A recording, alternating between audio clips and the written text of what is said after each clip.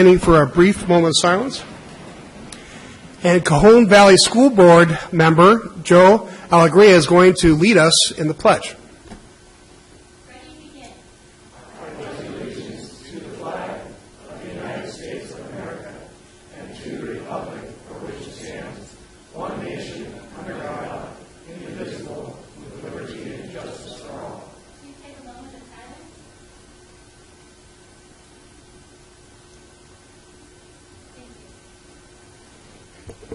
Joe, you are so professional. I may have to put you on a line item to hire you to come and do that all the time. That's great. I also like to acknowledge another school board member, Karen Mejia, is here. Would you say hi, Karen? And our superintendent, who we're all very proud of, David Marchero. All right, the city clerk has posted orders of adjournment of the May 23rd, 2017 meeting and the agenda of the June 13th, 2017 meetings in accordance with state law and council authority successor agency to the redevelopment agency policy. Our first presentation is on, is the fair here yet, or are they still selling corn dogs? They'll come later, so we're going to skip that first presentation, and I'd like to ask the city council to join me down below for the remaining presentations.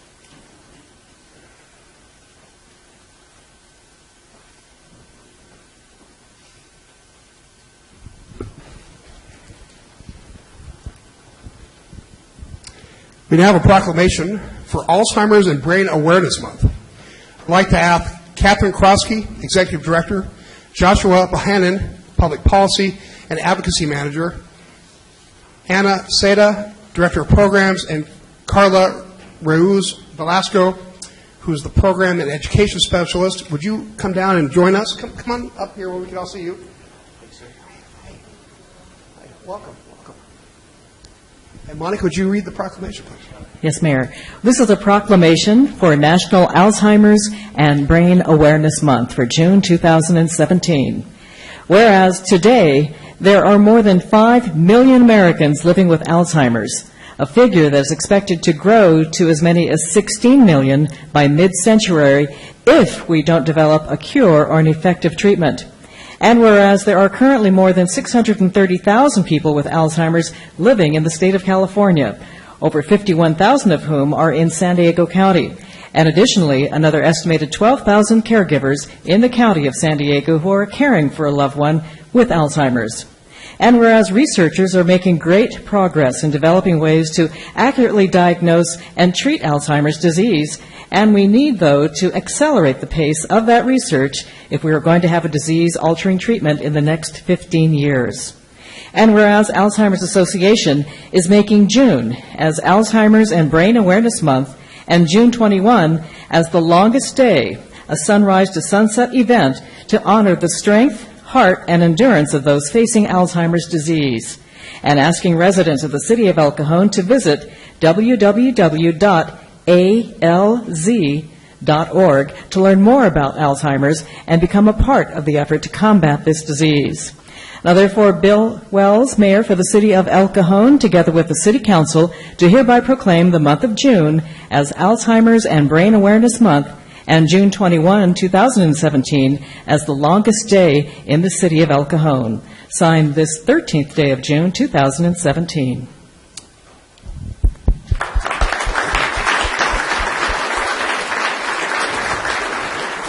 A noble cause, if there ever was one. Thank you for doing this.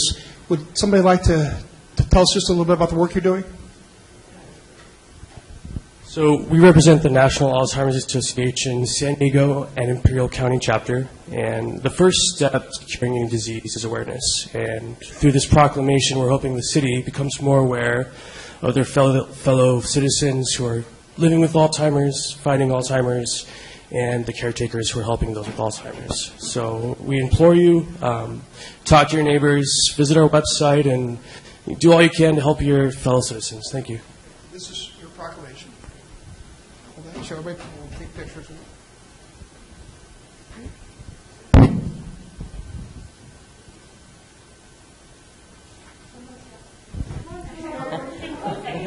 Oh. Okay. Oh, can you back up just a little? There we go. Thank you. Great. Thank you.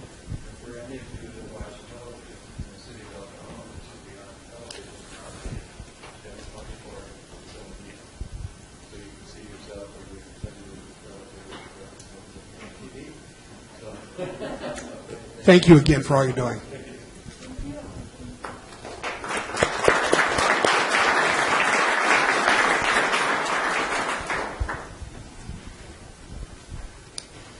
Our last presentation is for accommodation for City Clerk Belinda Hawley. Belinda, would you come down and join us?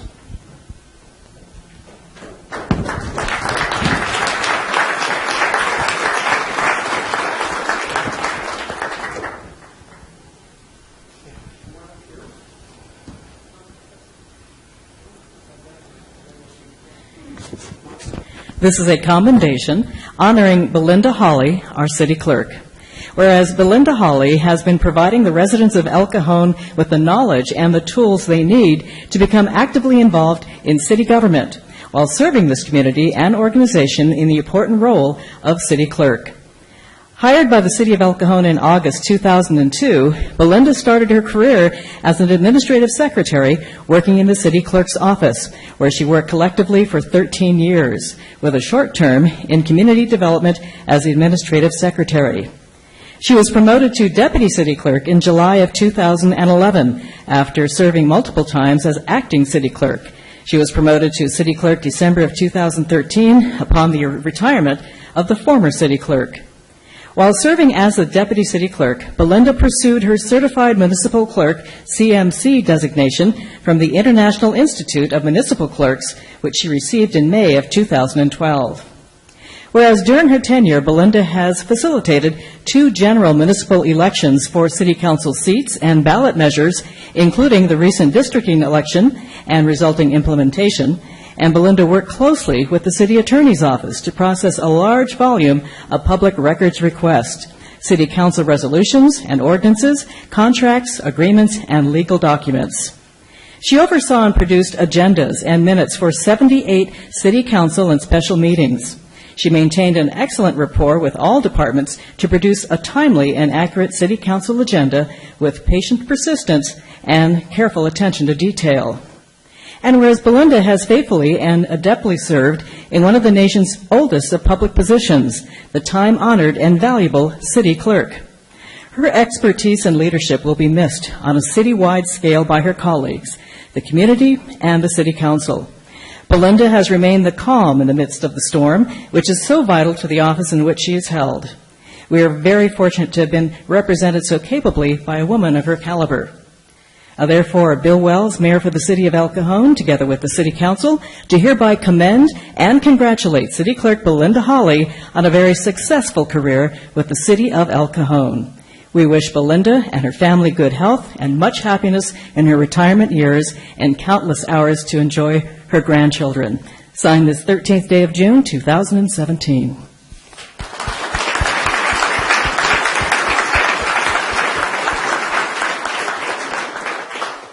There's sometimes when you have the opportunity when someone retires, and as Monica said, our last city clerk retired in 2013. She was wonderful, Kathy. There's sometimes where you just know you don't have to go out and do a recruitment because the best possible person you've got is already in your midst. And I think it took me about 15 seconds to ask Belinda to be our next city clerk 4 years ago, and thankful she said yes. Everything Monica said was truthful, and this has happened with Belinda through a couple of elections. You might know, maybe you don't know, but during elections, there's some emotions going around amongst, council, people on council, people want to be on council. Both the last 2 elections where she's been presiding as city clerk, some of the people who desired to be on council said to me, that city clerk of you, I can't believe how nice she was to me, and I can't believe how informative she was. I thought she was, not going to like me because I was running for council. Well, what that is, not only is her great personality, that's professionalism. Belinda is intelligence. She's got class. She is loved throughout the executive team. We are going to miss you hugely, but I know you've got a waiting family for you, so God bless you. Enjoy your retirement. And thank you for everything you've done for us.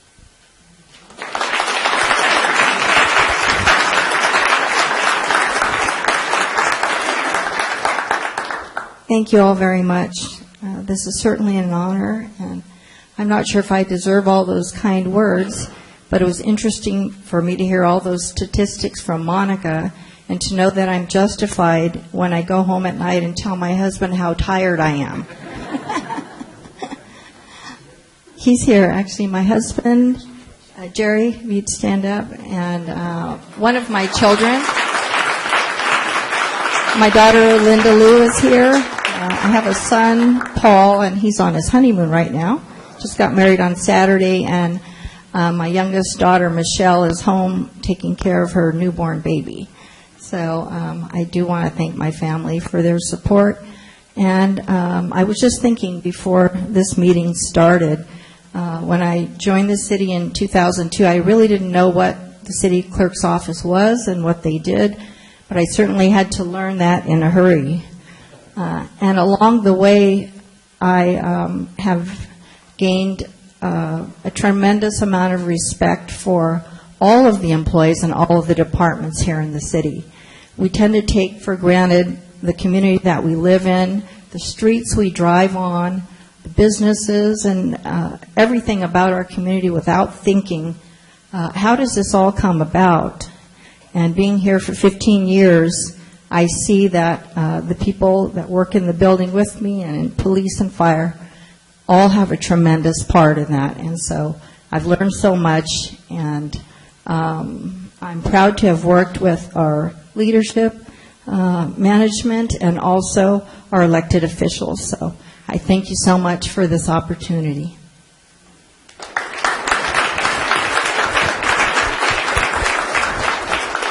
Well, your son's on his honeymoon. That's an excuse. Not a good excuse, but it's an excuse. And listen, everything that Doug said is true. Everything she says is true. And you will probably go most of your lives without ever hearing about city clerk unless something goes wrong. And then it's going to be on the front page of the paper, and everybody's going to be talking about it. And that's a lot of pressure. And she handles it with grace and dignity, and we thank you for your time. And have fun. You're going to keep the fast car? She got a really fast, I'm not going to tell you which one it is, but she's got a really cool car that I would love to have. But congratulations. We'll miss you.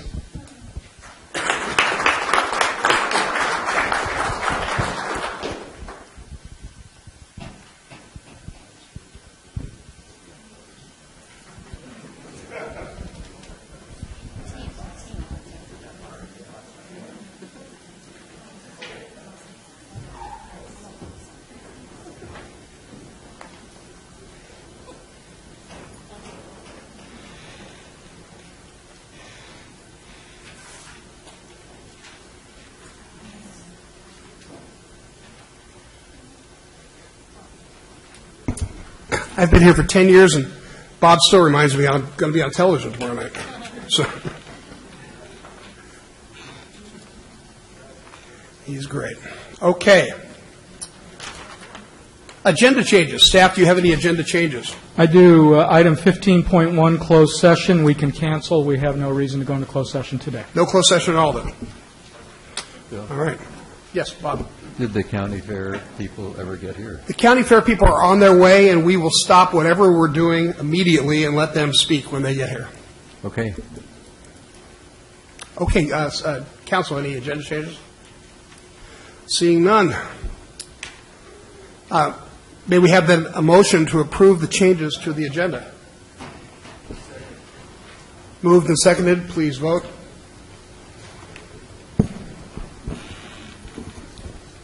My button didn't work. Sabotage. It's not displaying, Mr. Mayor. What is your vote? Yes. Yes, okay. The motion carries by unanimous vote. All right, that brings us to consent items. Consent items are routine matters enacted by one motion according to the recommendation listed below. With the concurrence of the City Council, a council member or person in attendance may request discussion of a consent item at this time. Council members, do you wish to pull any consent items? No? Staff, do you wish to pull any consent items? No, sir. Belinda, do we have any speaker cards for consent items? Yes, I have one card submitted by the public to pull item 1.6.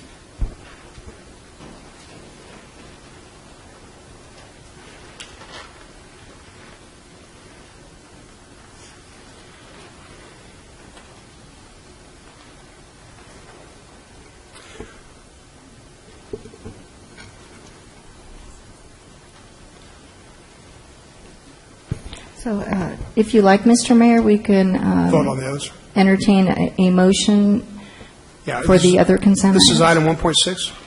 Yes, 1.6 Okay, so I'd is like to pulled. make a motion then to approve consent items except for item 1.6, which we will discuss. Second. Moved and seconded, please vote. The motion carries by unanimous vote. Okay, then is the speaker here for item 1.6? Yes, the speaker is Mina Westford. Hello, Mina.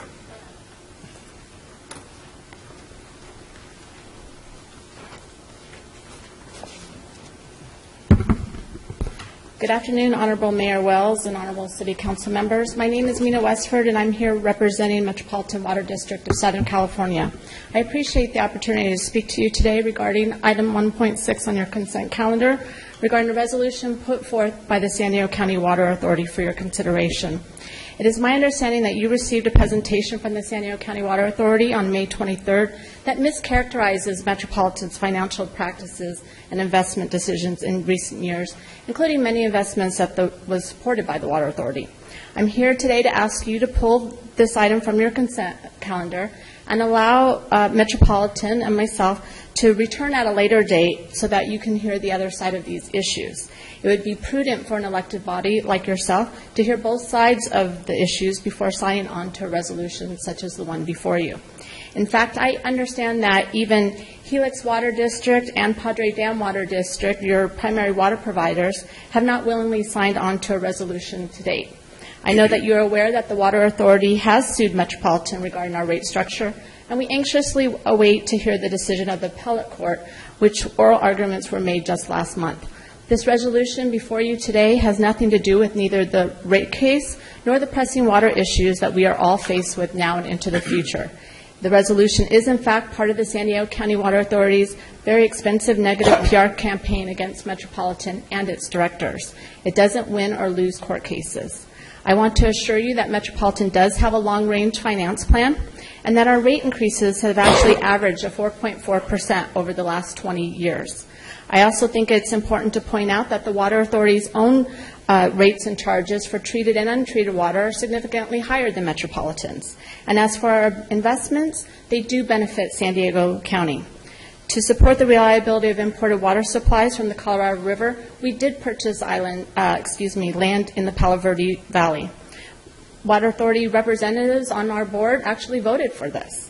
To drive down outdoor water use during California's just recent historic drought and lock in long-term water conservation, we did fund the nation's largest turf removal program, which many of your own constituents voluntarily participated in. And Metropolitan did purchase 5 islands in the Delta, the San Joaquin Delta, with multiple values consistent with the state's co-equal goals of restored Delta ecosystem and a reliable water supply.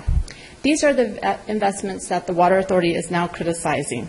And while we have seized on these opportunities to make strategic investments, Metropolitan's resulting debt load is far lower than that of the Water Authorities. So we at Metropolitan are very proud of our relationship with San Diego County. We've been delivering water to San Diego County since 1940s, and there's great values in having these partnerships. I hope you will see the value in postponing the sign of this resolution until I can be invited back to present before you why we made these important investments this year. I think an open and fair discussion will be an enlightening, and that you can decide then if it is important for you, an honorable body such as yourself, to engage in such a negative PR campaign. Thank you for your time. Thank you. Let me see if there's any questions for you. Sure. Counsel? Well, thank you for coming. Mr. Klosser? You said this is in appellate court? It is. We're awaiting, we should be hearing any day through August 10th what they decide. Thank you.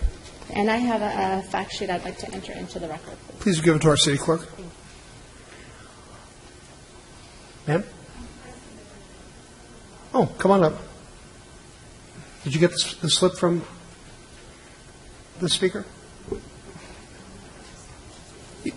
You get to speak. I'm just trying to get to the paperwork here. Yeah. No, I did. Linda, are we all good? I'm sorry, I want to ask the speaker, are you speaking on 1.6? I am. I'm speaking on 1.6. Yes. Okay. Fine.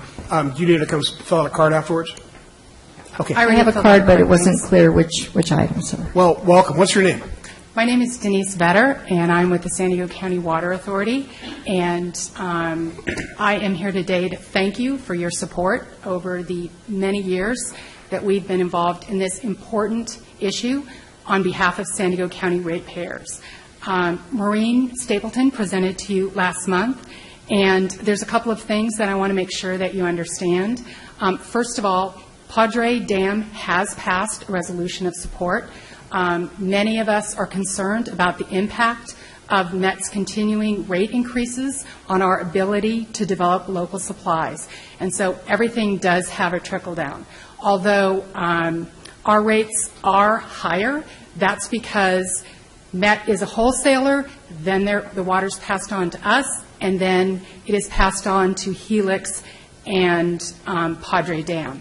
We presented last week to Helix Water District. They will be coming back in June to hear that same resolution that you have before us today. This is a significant issue. The Water Authority, our transfers from Imperial Irrigation District are a very important part of our strategy to continue to develop local supplies and make us less reliant on one source or another. Many of you may remember the 1990s when we were very, very dependent on one source. And since then, we've embarked on a diversification strategy that has helped us through the last several droughts.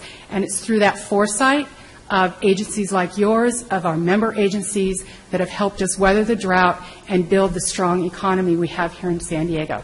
So I urge you to support the resolution, and I want to thank you for your support through these many years and let you know that this is a very, very important battle for San Diego. And we appreciate the efforts of Los Angeles, but in San Diego, we're about San Diego, and we really need your support. Thank you. Thank you. And Let's see if there's Jeremy- any questions for you. Any questions? Thank you. Thank you for coming. Any other speaker cards? No cards on this item. All right, council. The item in question is consent item 1.6. I think that it's in court. I think the judge is probably going to give us a judicious answer, and we'll go from there. I don't see any reason why we can't accept this report. So I'd like to make a motion then to approve item 1.6. Any discussion? Gary? Bill, as much as I don't like water rate increases, I think we need to hear the other side of the story. Allow them to come next meeting. Yes. I am no fan of the Metropolitan Water District. Not at all. But I believe everybody deserves to be heard, so I agree with Gary. I'm comfortable with that. Doug, by letting the group come back and give their presentation, does this change item 1.6, or should we put the whole thing off? Based on, if you're going to invite them back for a presentation, I would recommend you belay this and continue it. I'll bring it back at the appropriate time. All right, then I'll suspend my other motion and make a motion to continue this to an appropriate time after we've heard the rest of the story. Second. Moved and seconded. Please vote. The motion carries by unanimous vote. And, Mr. Mayor, I believe the representative from the county fair has arrived. Before we bring the county fair up, though, I'd like to bring the folks from Cajon Valley School District up because they have a meeting to get to by 4 o'clock, right? They've been waiting patiently. So we'll hold off on the fair for just one more minute and bring these folks up. Good afternoon, Mayor and City Council. Today we come in recognition of one of your City Council members. If Councilmember McClellan will please step down and join us in the front of the dais, we would really appreciate that.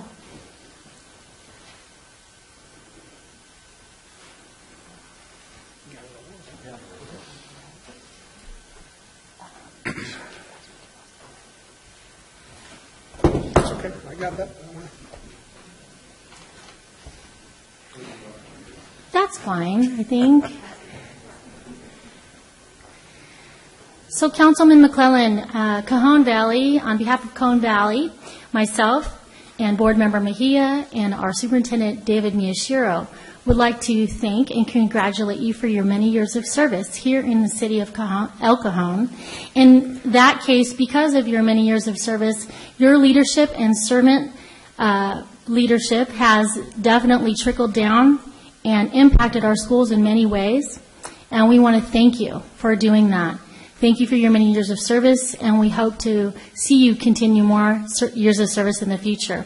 So on behalf of Cajon Valley, we'd like to present you with one of our TEDx shirts and also a challenge coin so that you know that Cajon Valley always remembers Councilman McClellan. Thank you. Oh, that's very good.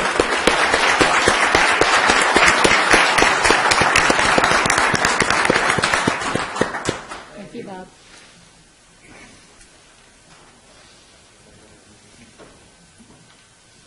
That's very nice. Thank you for coming, and race off to your meeting. All right, where are the folks from the San Diego County Fair? Because I really almost called it the Del Mar Fair, but I had like 40 years of conditioning. So, hi, welcome. What's your name? Good afternoon. This is Georgette Hauregi from San Diego County Fair. Howdy, everyone out there. Howdy. Howdy, Mayor and members. I'll make this short because I'm a little late because of traffic. That's okay. Go ahead and give your full presentation. We welcome you this year. We have 26 days. We are already into 1 week, but we have plenty for everyone. And this weekend, we start out with a beer festival, 3-day, 5 sessions, and it's paired with a beautiful dinner if you do a VIP. And everything from your appetizer to your dessert is paired with a perfect beer. We also have all our exclusive foods that make you a little tummy hurt after, from our peanut butter meatballs to our pigskin tacos and beignets on a stick. There's all kinds of treats for everyone.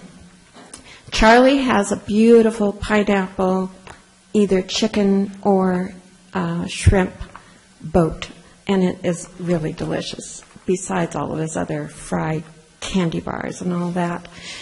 We had our rodeo this last weekend. It included our charro, which is a Mexican rodeo, and they do exercises over the bulls.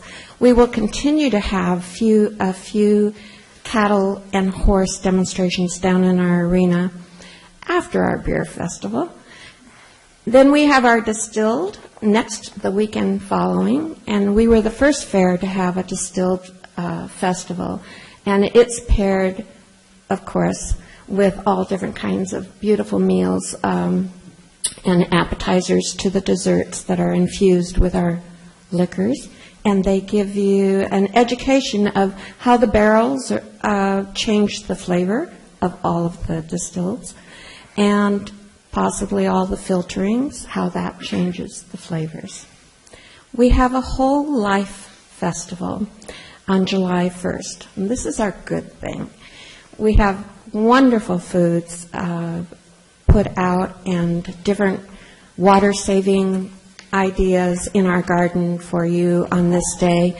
And in the evening, you can opt to have a dinner with local farmers and our ranchers. It starts out with a beautiful salad from our farmers, and they discuss all the things that they're trying to do for San Diego County, to our bluefin tuna, and you'll see the fisherman that brings it in earlier that week, and then beef from Brawley, and you'll greet the rancher, and he'll tell you all the things that they are doing to making sure that we're saving money on water. I invite all of you to come out to see our beautiful, beautiful grandstand acts. We have Ruckus, oh my gosh, I just forgot his name. Darius Rucker. Yeah. Thank you, audience. Too much traffic. We have some beautiful, beautiful entertainment coming out. And if you've ever been there in the grandstands, just before they start, you look out over the ocean, a nice breeze hits you in the face, and you go, wow, that's what I'm paying for, this beautiful city. So El Cajon, you're going to get a little warmer. Maybe come out and have some ice cream with us. Attend one of our delicious little hideaway bars. If you pick up a blue peacock card, you might be invited to a private party into our speakeasy. So look for those blue peacock cards. And I thank you very much. Thank you for coming.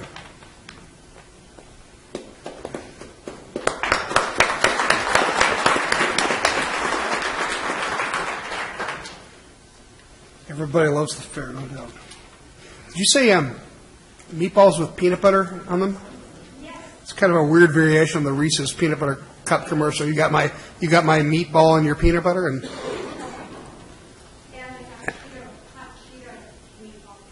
that's something I could probably live without. I might not live with,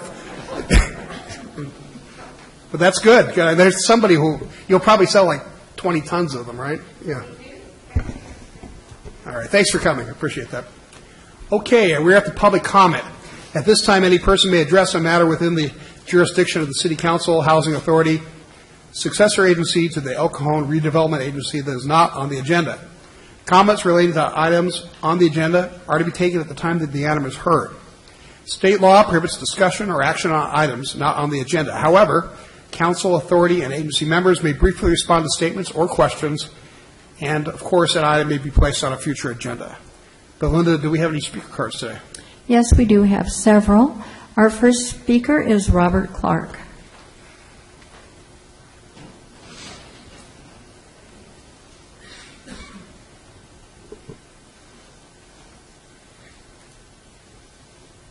Mr. Clark? Good afternoon, council members and members of the staff. My name is Robert Clark, and I've lived in El Cajon for about 20 years. And first of all, I want to recall that I've made it public that I thought the nicest people in the world work in the city clerk's office. I have said that, and certainly with Kathy and Belinda and Angela, and I will miss Belinda very much. And the main thing I wanted to touch on is there's some discussion about having special elections by mail ballot. And there's a category, I think, that should be put into the discussion. The city of Santee recently had a situation where a council member resigned with several years left in his term. And the question is, do they go through the expense of a special election, or do they appoint someone who will have the advantage of incumbency? And I think when you look at the difference in cost between a regular election and mail ballot, that it seems to me if that situation arises in El Cajon, that it would be a special election by mail ballot. Thank you very much. Thanks for coming. Sunshine Horton.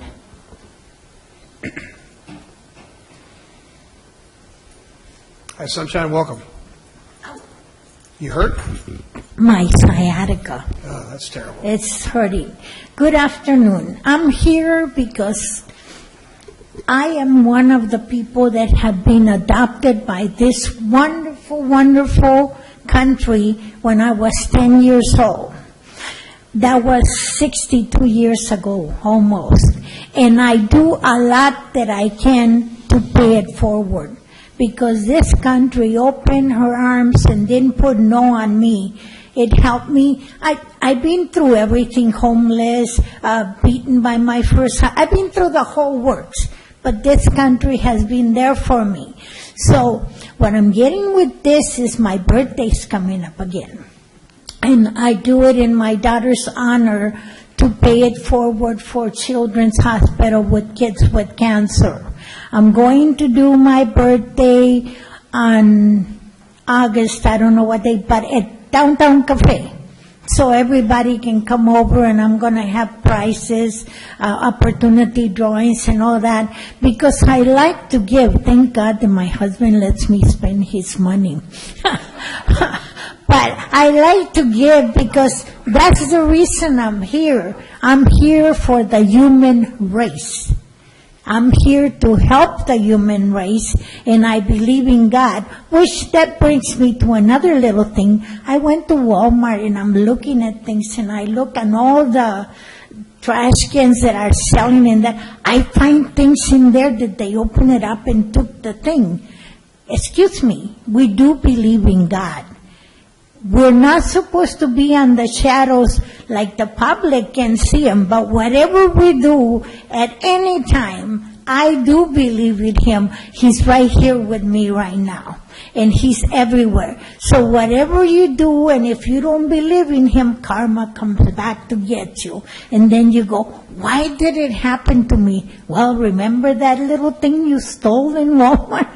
I mean, we have to really believe, because I wish people could come to my house. All the things that I've done with my husband's money, he's giving me back, because Bonnie Stone, she donated her parents' dining room set. It's beautiful, and she gave me a bedroom. I mean, I get it back. Whenever God says it's time for you to get your prize. So please, people, I'm going to come back with my birthday, where it's going to be and all that. And please, come to my birthday. It's not for me. It's come to me so we can help them. I wish you all come to just be there for a little bit. Okay? Thank you, Sunshine. Thank you. Nathan Cornett.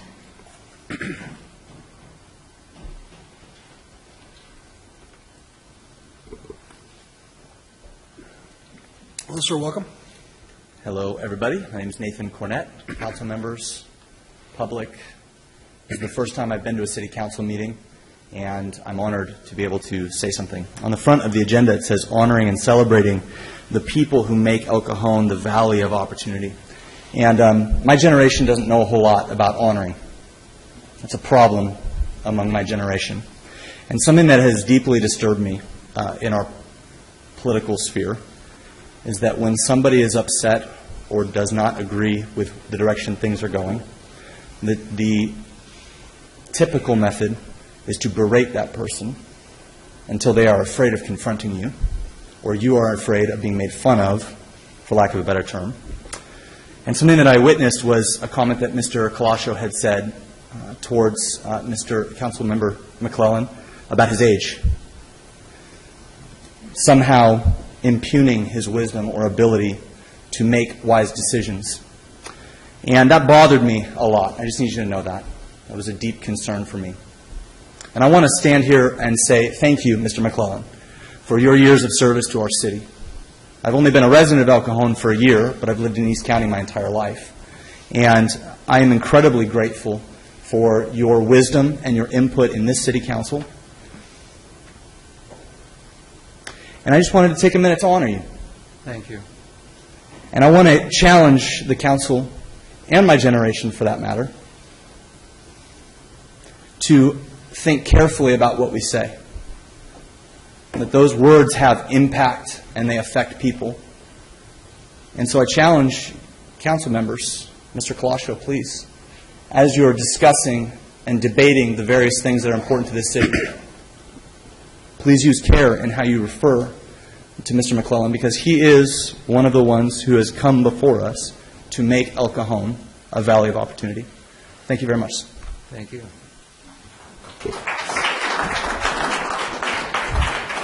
Mary Marshall.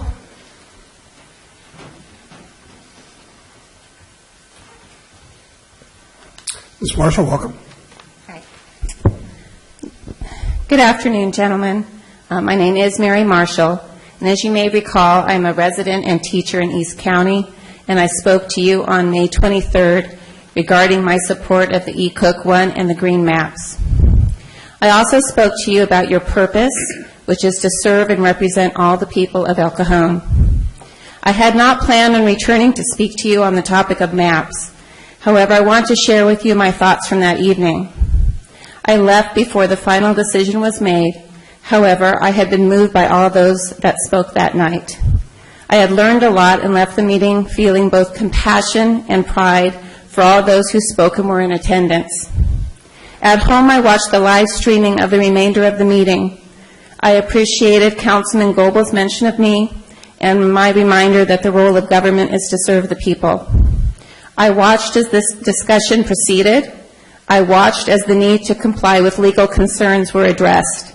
And I watched as the Peace Circle 1 map was put forth as the optimal map by Mayor Wells, primarily because of its north, south, east, and west districts and its clean and simple lines. As I watched, I started to wonder who was the creator of the Peace Circle 1 map. Why is this map being held in such high regard, despite the fact that no community members spoke in support of it? I had heard many members of the community speak in support of the B. Johnson 1, the orange, the green, and the E. Cook 1 maps, but no one from the community stood and spoke up for the Peace Circle 1 map. So while the decision was being made, and while I was beginning to suspect I was now watching scripted theater instead of genuine decision-making, I researched Peace Circle and discovered that the Peace Circle 1 map was put forth by Paul Circo, a local politician who ran for El Cajon City Council last year and lost, despite the fact that he was supported by several prominent political leaders, including Councilman McClellan, Mayor Wells, and the Republican Party of San Diego. I was stunned. This just didn't feel or look or smell right. Was it truly just a coincidence that the adopted map was authored by a colleague of some of the members of the council and the mayor? I do not know the answer to that question. I do not know why priority was given to this map. I do not know your intentions. Are they rooted in public service? Are they based in civic responsibility? Will this map do what the people want? Only time will tell. But for today, gentlemen, I want you to reflect on your decision. Be honest with yourselves and understand that just because you can do something doesn't mean you should. You may have had the legal right to select the Peace Circle 1 map, but that doesn't mean you should have. I hope that the 4 districts that are being put in place will truly represent and serve the people of El Cajon. Thank you for your time.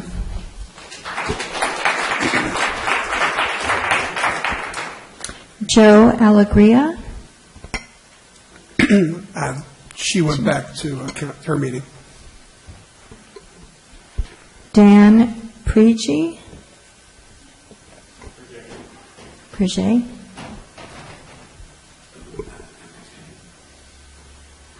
Mr. Cruzet, welcome. Good day, Mayor, council members, fellow citizens. I'm here to talk about a drug house on Swallow Drive in Fletcher Hills. I believe most of the folks here know it as the Blue House, even though it hasn't been blue for well over a year now. The city's tasked with executing processes and procedures to enforce local municipal code, state code, federal code, and routine administrative items. In this case, there's a fairly exceptional agreement in place of a permanent injunction order against certain individuals related to the owner of this house from coming in the area. Close to 2 months ago, my wife and I were privileged to take a 6-week vacation.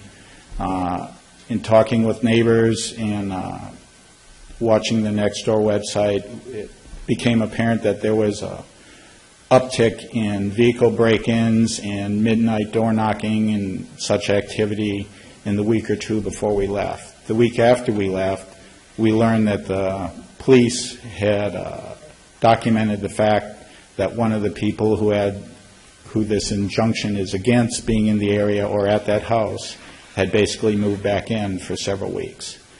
So it may be related, it may be not, but it's a data point. And basically I'd like to ask the city council or the city council members to ask the city attorney to enforce the injunction to the maximum extent possible to send a message on who is and who is not welcome in our neighborhood, in our city, and hopefully it'll convince the residents of this house to decide it's time for them to leave. Hold on one second, sir. Mr. City Manager, do you want to comment on this? No, we're familiar with the house. This is a problem. It came up several years ago. Council may remember we had it fully cleaned up. I'll be discussing this with the police chief tomorrow. Sir, would you leave your name and number with our city clerk so somebody can get back to you and give you whatever update we can legally? Yeah. I do have that. You got Mr. it. Mayor. Thank you. Great. Somebody will call you. If the problem continues, feel free to call any of us, or feel free to come back to a council meeting. We will do everything we can to try to help you. Okay. Thank you. Roy Wheeler.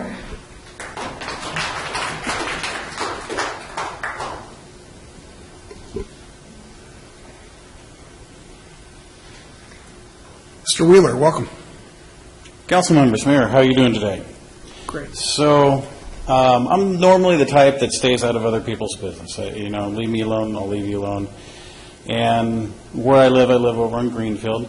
And when one pot shop moved in, it was kind of, okay, I don't really like that. But it's in the middle of becoming legal, so there's other means. When the second one moved in, I thought, well, this is really just disheartening. When the third one moved in, I was like, this is getting a little ridiculous. Then a friend of mine went to work at a cabinet shop just around the corner, told me about a fourth one. And then he told me just last weekend, you won't believe who moved into the empty tenant space in the same parking lot, a fifth one. So I didn't know about it, but apparently I did notice that they had these greenish blue dots, and I guess there's a thing called weed maps. And you can go on it and find out where all the weed dispensaries are. Whether they deliver, you pick up, their hours, these kinds of things. I do some volunteer work with East County Transitional Living Center. And I knew that Harold was familiar with certain people, so I asked him, if you ever have contact, would you might mention? And he suggested I come here and speak with you today, so that's why I'm here. I did print out a map, and he mentioned that he was pretty certain that these shops are illegal, and they're not allowed by city ordinance to be in operation. And he was pretty sure that you all probably didn't know that they were in operation. So I'm just here to tell you there are quite a few of them. They have taken over a good section of Greenfield Drive. Within probably a quarter mile, you can hit 5 or 6 of them. So if you didn't know, I have a map if you'd like it. I can give it to her if you'd like, or you can look up on any mobile device or internet for weed maps and take a look at it. Well, first off, I would like you to give it to the city clerk. I don't want to put that on my computer because, God knows what's going to happen. Mr. Mayor. So, yes. Having said that, I'm probably almost 100% sure that we're aware of these. Okay. I just want to tell you and the rest of the public that this is a top priority for us. In fact, I just had a meeting with our city manager 3 hours ago talking about this. We are obligated to work within the confines of the legal system. And so we are doing everything we possibly can to eradicate these, and I think we've closed over 20 of them at this point. 25, and if I could just quickly intervene, we're aware of these. These are not in the city. They're in the county of San Diego. They're in county. It's right on the edge. So. They are right on the edge. I still think they're probably illegal in the county. We have advised the county of them. They are not in the city. Okay. Yeah, none of them are. The county did join us eventually and made them illegal there as well. It's an ongoing fight, and you're probably right with the advent of legalization. We're going to see more and more problems in this respect, but we're doing everything we can as long as we can to stop these, and we appreciate you bringing it to our attention. Thank you very much. Have a good day. Gary will start. Just a comment that the number 2 issue that I get the most calls about are all the illegal marijuana dispensaries. We're doing everything we can to get rid of them. I can imagine they're popping up about as fast as they can be shut down. And like you said, you have to go through the confines of the legal system. It does take time. I understand that.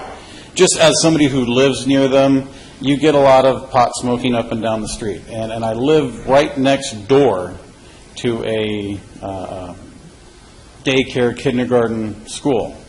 and you get the middle schoolers and elementary schoolers walking by also. So it's literally, at one point in time, I think they were about 200 feet away from these facilities, and you can smell it, you know what's going on.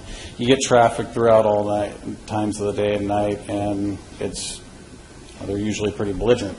So living next to it, it's not, life crisis, but it is a pain. It is irritating. So, thank you. Thank you for coming. You're our eyes and ears in this city. Yeah, keep fighting. I mean, there's a lot of pressure we can put on as a council, but if all the citizens of Cajon work together, they can get a lot done. Absolutely. And Mr. McClellan, my kids love lollipops. Thank you.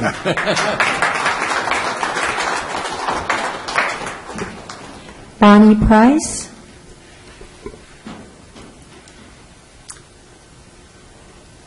Well, Ms. Price, welcome. Hello, members of council and mayor. I'm sorry I wasn't here earlier for your budget meeting. I read the information on the web about the deficit this year that you're going to have to make up with, deficit in next year's budget, which you're going to have to make up with funds from this year's budget. And I wanted to suggest some cost-saving measures that you may or may not have in mind. First of all, and for a long time we've had a monopoly on waste in this city, and I think it's long past time that waste management gets some competition and bidding. And I would like to suggest that perhaps you can find a cheaper purveyor of services in that area, as well as suggesting that you get competitive bids for banking, for insurance, and any other financial matters that you have. I know that you can save a lot of money if you have competitive bidding on all kinds of insurance and all kinds of professional services. So that's my recommendation to help you save money and make sure that next year's budget is fully funded with the proper savings involved. Thank you. Thank you. Anthony Shanks. Mr. Shanks, welcome. Hello. Thank you, and I'm here to speak on behalf of the Swallow House up on the hill. I recently moved in there, bought a house, and didn't realize this problem was next door to my house. And this fine gentleman back here showed up right when I was moving my stuff into the garage with my family. And, I have a 12-year-old kid, and I didn't realize what was going on next door. So apparently the family had been drug addicts, meth users, since the early 70s. So he had kind of stopped a few things from going on there, which is great, and he had touched base with me now and then, and I just didn't really want to get involved because I just like to stay to myself and raise a family and live the American dream. So just recently, about a year ago, they were told to have all the stuff moved out of their house. So they had a bunch of people come by, put a big bin out front, started throwing stuff and smashing glass as loud as they could just to let everybody know how mad they were that somebody from the city had forced them to clean up their house and be a decent citizen. So they got most of the stuff out of there, kind of cleaned it up, and it was kind of quiet there for a while. And I guess the mother was supposed to live there, but for the longest time, she didn't live there at all. She would just pop in now and then, and she's doing that now.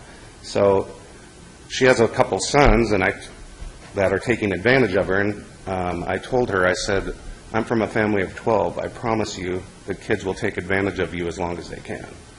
And they'll eventually come back and try to live with you any way they can. Because you always have a few bad apples out of 12 kids. But our family was good. We had a large big Catholic family, and my dad was an attorney and a judge up in Seattle. So I started to keep an eye on the house through this gentleman back here, and just recently it was quiet for about 6 months, and then all of a sudden somebody's cleaning out the garage for about a week, and the next thing you know, there's cars in there, and this guy's like got loud music going, and he's apparently one of the guys that's not supposed to be there. So apparently he was on vacation, and I just went down there one day and said, "Hey, dude, what's going on? Are you running a business here? You got cars coming and going," and I think those were the guys buying drugs, as far as I know. But I told him, you got to keep it quiet. I got a kid that's got to get to bed and go to school in the morning. And I run a pretty tight ship, just like my dad did. So when I hear things and you're loud, I'm going to come down and tell you. And he finally said, "Oh, I'm so sorry." And he moved a bunch of the stuff from the garage to the side of the house. So we got a major problem there. And we got to clean it up, and it's about, getting drugs and drug houses out of the city of El Cajon and sending a message. So that's my 2 cents, and I'd also hope that we can get the speeding on that hill. People are going by at 60 miles an hour. I have talked to the police officers that have come by. At the bottom of the hill, there is a daycare center, and it says 25 miles an hour because there's a school, Flying Hills, up the road. So when the people come and hit the hill, by the time they get up to where I'm about a third of the way up the hill, they're doing 60 to 70 miles an hour. The reason it says 25 is because you're backing out of your driveway. Somebody's going to get T-boned and somebody's going to get killed. Because a lady came down that hill, it's probably the steepest hill in El Cajon. Some lady came down there about a month ago and must have been on her cell phone because she hit a parked car. Thank God nobody was killed. And so when the cops keep coming by to see about the drug house, I say, "Hey man, get some people over here. This is an ultimate place where you can get your quotas." And it's what I call great fishing. This is good fishing here. So today, I run out of there in my car, and I see an officer on a police bike, and I went down and shook his hand. I said, "Thank God you finally showed up. We're going to get a lot of money for the city now." So spread the word, have the cops come and set up shop, and let's stop the speeding, save some lives, and clean up the drug houses. Sir, Gary has a question for you. Yes. Well, first of all, thank you for coming today. The drug house situation, I can really understand that. The reason I sold my house in Santee 30 years ago is because a landlord used to rent to anybody that could pay the cash, a couple $100 over market, no questions asked, and there was almost always drugs there, and they make for very terrible neighbors. I understand that. So I can assure you that we'll do whatever it takes within the law to stop that problem. I mean, the good news is I'm 30 feet above them, and they're kind of down, 30 feet down, so I don't see a lot what goes on. But this guy back here that's kind of a steward of the neighborhood, God bless him. He's got his eyes open and his ears open all the time, and trying to keep a clean community. And like my dad used to say, laws, rules, and regulations, they're there for a reason. Let's follow them and keep people in order, because we're trying to build a better city for our kids and our families. And that's it. That's all I got to say. Yeah, you have a right to be able to stay peacefully in your house without people like that causing trouble in the neighborhood. And the problem is the lady doesn't live there. She comes now and then and stays a night, and then she's not there. And I'm a witness to that because I live next door. She's supposed to be there 24/7. She's got her drug addict sons that are about my age in their 50s, and they look like they're 70. Not to pick on age, but, they're addicts. And the one guy that's there most of the time, he seems like a pretty harmless guy, and the place is dark all the time, and it's almost like nobody lives there. But people come and go all the time, and it's time for the city to step in, put an injunction, and shut the place down. Have them get out of there, and she can either sell the place or move on. Sir, we appreciate very much you coming. Thank you. Thank you. Doug, would you mind asking traffic engineer to go take a look at that street for me? We'll have a traffic engineer come out and go through the process of seeing if it's as dangerous as you say. I'm sure it is. Thank you very much. David Smith. Hello, Mr. Smith. Welcome. Thank you. Good afternoon. I am also here about the same blue drug house. I live on Swallow Drive. I bought and lived there since 1997. I am upwind of the drug house myself. I have experiences that I want to convey to, in a sense, to try to make it urgent as it is to me and my neighbors who take their time out to come here to try to get the city manager and attorney to enforce the injunctions that have been applied through the legal system.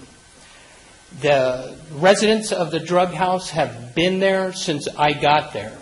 I was notified, I recall very well, in 97, I had a client, San Diego National Bank, and with great joy, I announced in their office that I just purchased this house in Swallow Drive. The assistant came out of her office to tell me she lived on Finch, down the street. And then the next words out of her mouth is, "Beware of Vern." And I'm like, who in the hell is that? That is the drug house kid. My neighbor mentions he looks 70. I think he is my age. My first interaction with him is that he helped the first weekend I moved in, my dog got spooked and ran away. He hung out, and I thought he wanted a $10 bill or something. No. He asked me to buy him a Foster's. It's one of those giant monster beers at 10 a.m. in the morning because, of course, I was unawares, but he's refused service at the local alcohol places. This is my neighbor that ruins this neighborhood. This neighborhood in Swallow, Fletcher Hills, I trust everybody's aware of it, is one of the few good neighborhoods left in El Cajon. And I'm asking anything that legally can be done, be enforced to do so, to remove that house, whether it be bulldozed over and start again. The residents do not belong here. Thank you. Thank you for coming.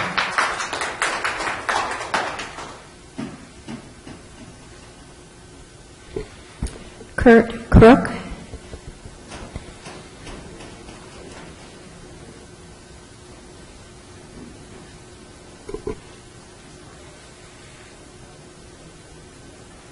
Good afternoon, Mr. Mayor, Council. Without sounding like a broken record, I am also a Swallow neighbor. I first would like to thank and show great appreciation for Officer Doyle and the El Cajon Police Department. They have done what they can do.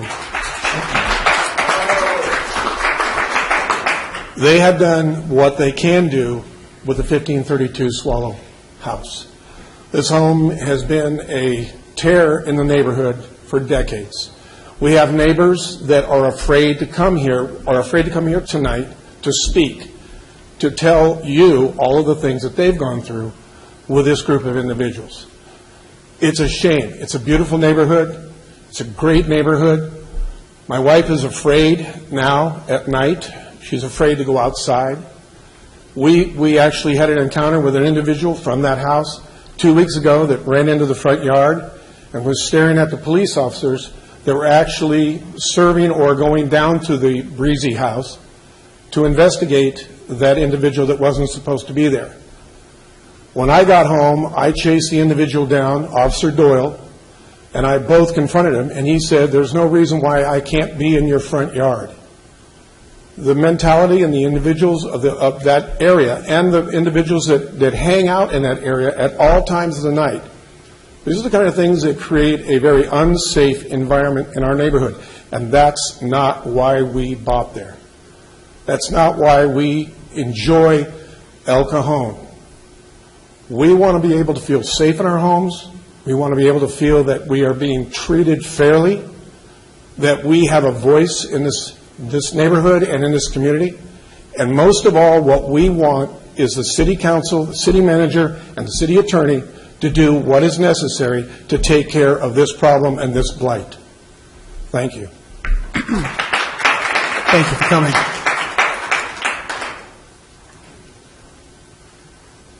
Doug, Are there more people from the, when we get finished with this, I'm going to ask our city manager to kind of give us a recap of what has happened so far. Are you comfortable with that, or do you want to wait for another time? I'm generally familiar with it. I think what I'd like to do is consult with our chief of police, first of all. I can tell you there's been injunctions. They were successful. They have unraveled, as the neighbors have just said, and I can give you the years of history, but I don't have that off the top of my head. But this had been to council several times over the past couple of years. What one of the two of the speakers were referencing, that sons had to be out, the mother had to take over. That was part of the judge's ruling, but things have begun to unravel again. So everything they said is accurate, and but I need to consult with the chief of police before I can give you more information. Thanks, Doug. I appreciate that. One question, without making this into a hearing that's not on the agenda, is there a state law that allows us to declare a nuisance and actually bulldoze down a building when it's using for drug activity? Well, Councilmember Kendrick, I'm not sure bulldozing the home down is the legal solution to the problem, but as Mr. Wilford mentioned, we do have an agreement, we have a settlement, and we had a preliminary injunction. Our agreement states that if they violate the agreement, that it becomes a permanent injunction against certain persons being there. I know at least one of the speakers has contacted my office with a telephone call a couple weeks ago. I've heard other issues going on with that neighborhood, and I wasn't putting the pieces together, but I've been in contact with their attorney. He's actually called me himself to give me a little heads up that there might be complaints about this. Not saying he admitted that his clients were violating the agreement, but to simply warn me of that. I have not heard from the police department that there have been violations, however, and it's something certainly we will enforce the agreement and work on getting it restored to what it was like when we originally obtained the agreement. Thank you. Okay, we continue. Mr. Mayor, may I, over here. Sorry, didn't know where you're coming from. I know, the voice from beyond. The voice of God.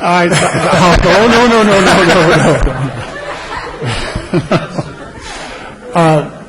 It sounds like the injunction process has kind of played out. I wonder if it's worth investigating a public nuisance declaration on a property, similar to what we do with a hotel motel.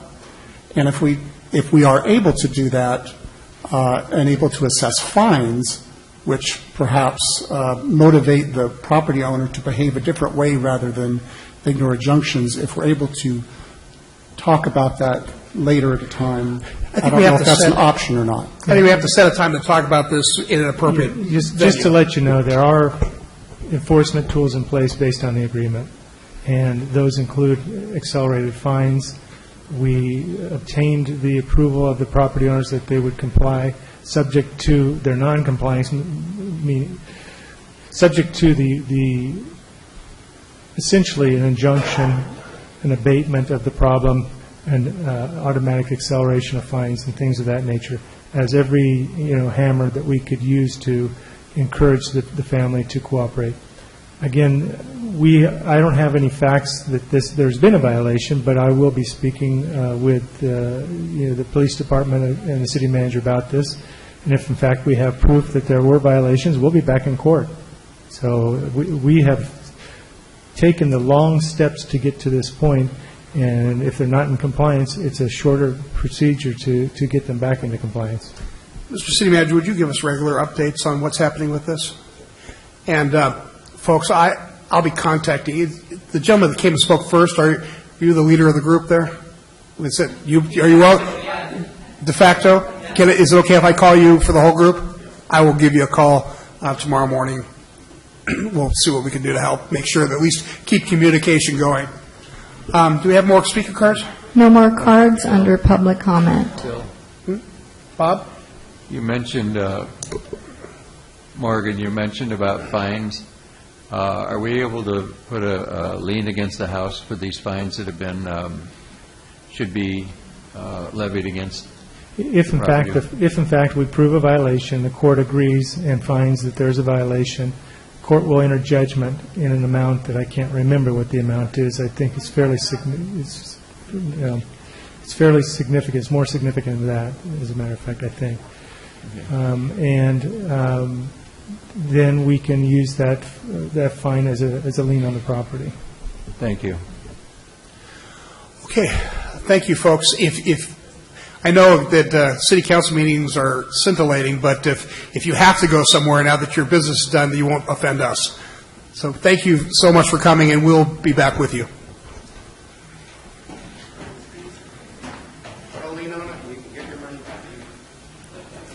Are there more speaker cards? None for public comment. Not for public comment, okay. That brings us to written communications, for which there are none. Is council fine? Anybody need a break? We're going to take a 5-minute break, and we'll get back and start with item 3.1. Thank you very much.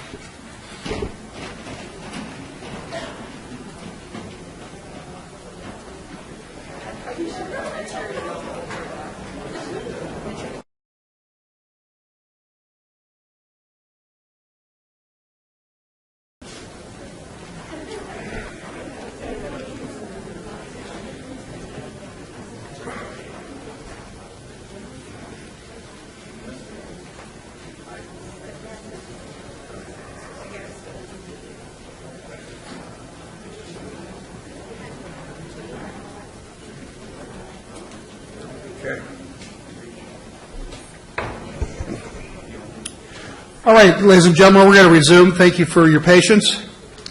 Item 3.1 on the fiscal year 2017-2018 annual City Housing Authority and successor agency budgets has been continued to the 3 o'clock p.m. meeting on June 27, 2017, as noted on the agenda.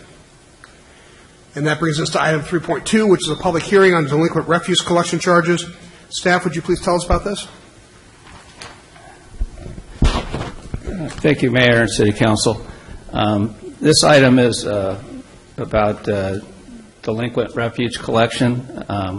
Back in 1996, we instituted mandatory trash collection, and as part of our franchise agreement with Waste Management, we every 4 months we come back and assist them in collecting delinquent refuge accounts. This 4-month period, there remain 337 delinquent refuge accounts totaling $51,525.77. There is a Waste Management's representative, Christine Costa, is here. If anyone has any questions regarding their particular account, I'd also like to call her up. She has an announcement to make regarding Waste Management. Well, this is a special perk. Hi, Christine. Hi. Good afternoon, Mayor, council members, staff. While I'm here for the lien hearing, I thought I would let you guys know that beginning July, we are going to reopen our offices to better serve your residents and businesses. So if anybody has any service needs or questions or lien questions in particular, we'll be there Monday through Friday, 8 to 4. We figured out a way to rotate our staff to make that available to your businesses and residents. So that's beginning July 1st. And the address? It's 1001 West Bradley Avenue. It's on the corner of Bradley and Marshall. And if people wanted to call you? 619-596-5100. I think that covers it. Cool. Thank you. Thanks for coming.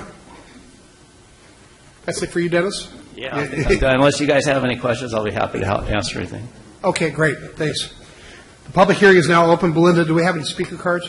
No cards on this item. Then may I have a motion to close the public hearing? Is there a second? Seconded. Moved and seconded. Please vote. The motion carries by unanimous vote. Any further discussion, or would someone like to proceed with a motion?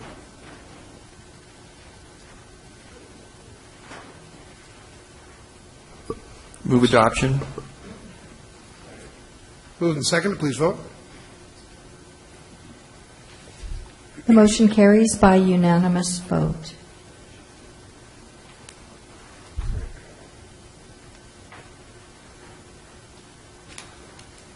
Mayor, we have one other item on that, is to authorize the city clerk to record the amount owed on the tax rolls. That's been moved. Is there a second? Moved and seconded. Please vote. The motion carries by unanimous vote. Great. Thank you.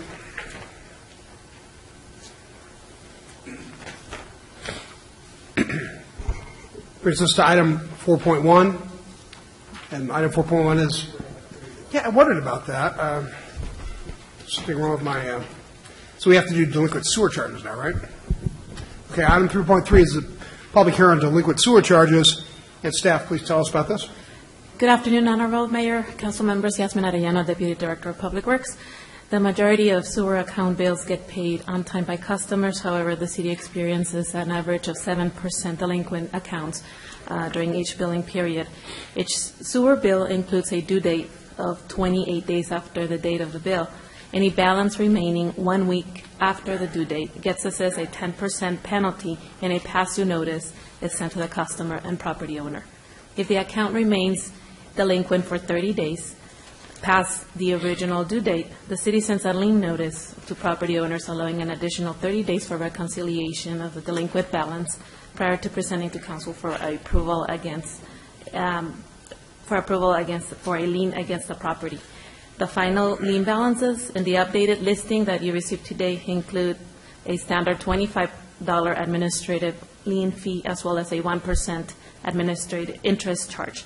And as of today, only 408 accounts remain delinquent with a total balance of $112,174.18. Okay, thank you. You're welcome. Council, any questions? The public hearing is now open. Belinda, do we have any? Thank you very much. I'll call you back if we have a problem. The public hearing is now open. Belinda, do we have any speaker cards? No cards on this item. I'd like to make a motion then to close public hearing. Move and second, please vote. The motion carries by unanimous vote. All right, council, any discussion, or would someone like to proceed with a motion? Next resolution, and also authorize the city clerk to put the delinquent tax or property tax lien on the property. Second? Seconded, please vote. The motion carries by unanimous vote. Moving on then to item 4.1, which is on Harry Griffin Park funding agreement discussion. Staff, would you please introduce this item? Thank you, Mr. Mayor, members of the City Council. Mayor Pro Tem McClellan raised this issue a couple of weeks ago based on a meeting that he recently attended of the JPA. There's usually only one of those meetings per year.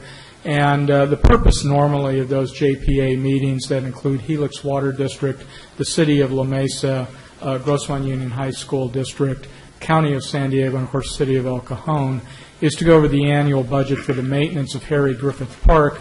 Harry Griffith Park in Fletcher Hills is in entirely the City of La Mesa.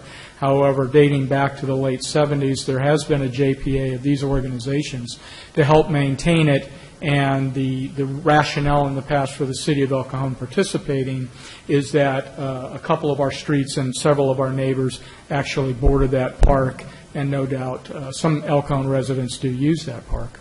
At this last JPA meeting, somewhat, I think, to Mr. McCullen's surprise, to staff's surprise, there was some testimony shared by one or two representatives from Helix Water District about their concern of Helix Water District continuing to pay the share of money they do, and that they might want to propose them significantly reducing that amount of share, and thus, of course, one of the partners, El Cajon or someone else, picking up that slack, or maybe, and if there's a way to overall reduce the maintenance costs in there. I placed in the staff report that there was a comment specifically about El Cajon, but I did talk to the Helix staff subsequent to the report being published, and they did want me to share with you that their view of this at this time is not specifically, regardless of what may have been shared at the meeting, that El Cajon pick up extra costs but that it be open for discussion amongst all the JPA members. So I do want to clarify that. There was a discussion that there be future what they called workshops or discussions among the JPA members to further discuss this. Now, as my staff report to the council has said, and Mr. McCullen and I discussed this right after that meeting took place, at this point, to be honest, I cannot see any rationale for myself to recommend to the council that we agree to any cost increase for the city of El Cajon.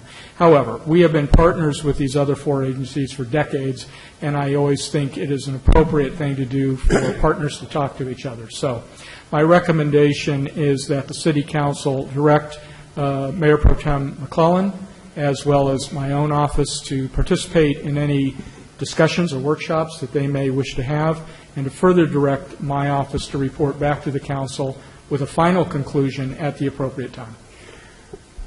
So I take it that this hasn't even come up for a vote yet? No, it was a discussion. At the water district. There was no vote at the JPA. That's correct. I will share with you, it's a little unclear at the water district. It is not a formal vote, but it was raised as a discussion item at the water district board to at least talk about. So that's something we should probably keep an eye on. I agree, yes. Let me see if there's any cards. Are there any speaker cards on this item? I have one card submitted by Bonnie Price.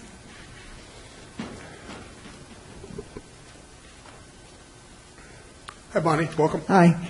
I was informed that there might be a decision by El Cajon to no longer participate, and I hear right now that that's not true, that the matter has not yet been decided, and you still have an open mind on that. I was told that a lot of people from El Cajon go there, and they are poorer people who do not have money to go away for a vacation. And what I suggest maybe would be that there be a user census so that you actually know who's using the park, and that way you can better decide how much each participant should actually pay. Okay? Yeah, I appreciate that. I know you probably know this, but I just want to tell the general public, this is a park that actually resides in La Mesa. It's on our border, but a lot of our residents do use the park, so it does seem reasonable that we participate in the cost sharing of this, and it has been that way for 40 years now, and I'm sure that reasonable people can work something out. So thank you for coming and telling us your thoughts. Any other cards? No more cards on this item. All right, Council, I'll leave it to you for comments. I certainly want to ask Bob if you have thoughts about this. Well, at the meeting, I made a statement to him, a pretty tough statement, that I said that it's not in the city of El Cajon, it's in the city of La Mesa. And I said, I don't know that El Cajon would be willing to increase their funding, and that as a result of discussions and everything, El Cajon, since it's not in the city of El Cajon, may decide not to even participate in the future.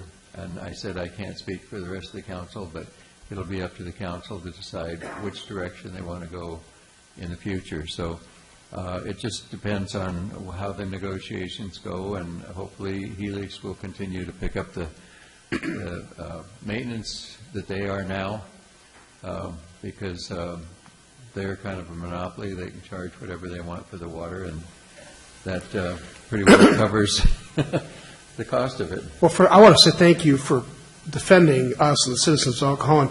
It's not right that an agency can just arbitrarily back out of an agreement that they've been involved with for 40 years, and I understand you're drawing a tough line there.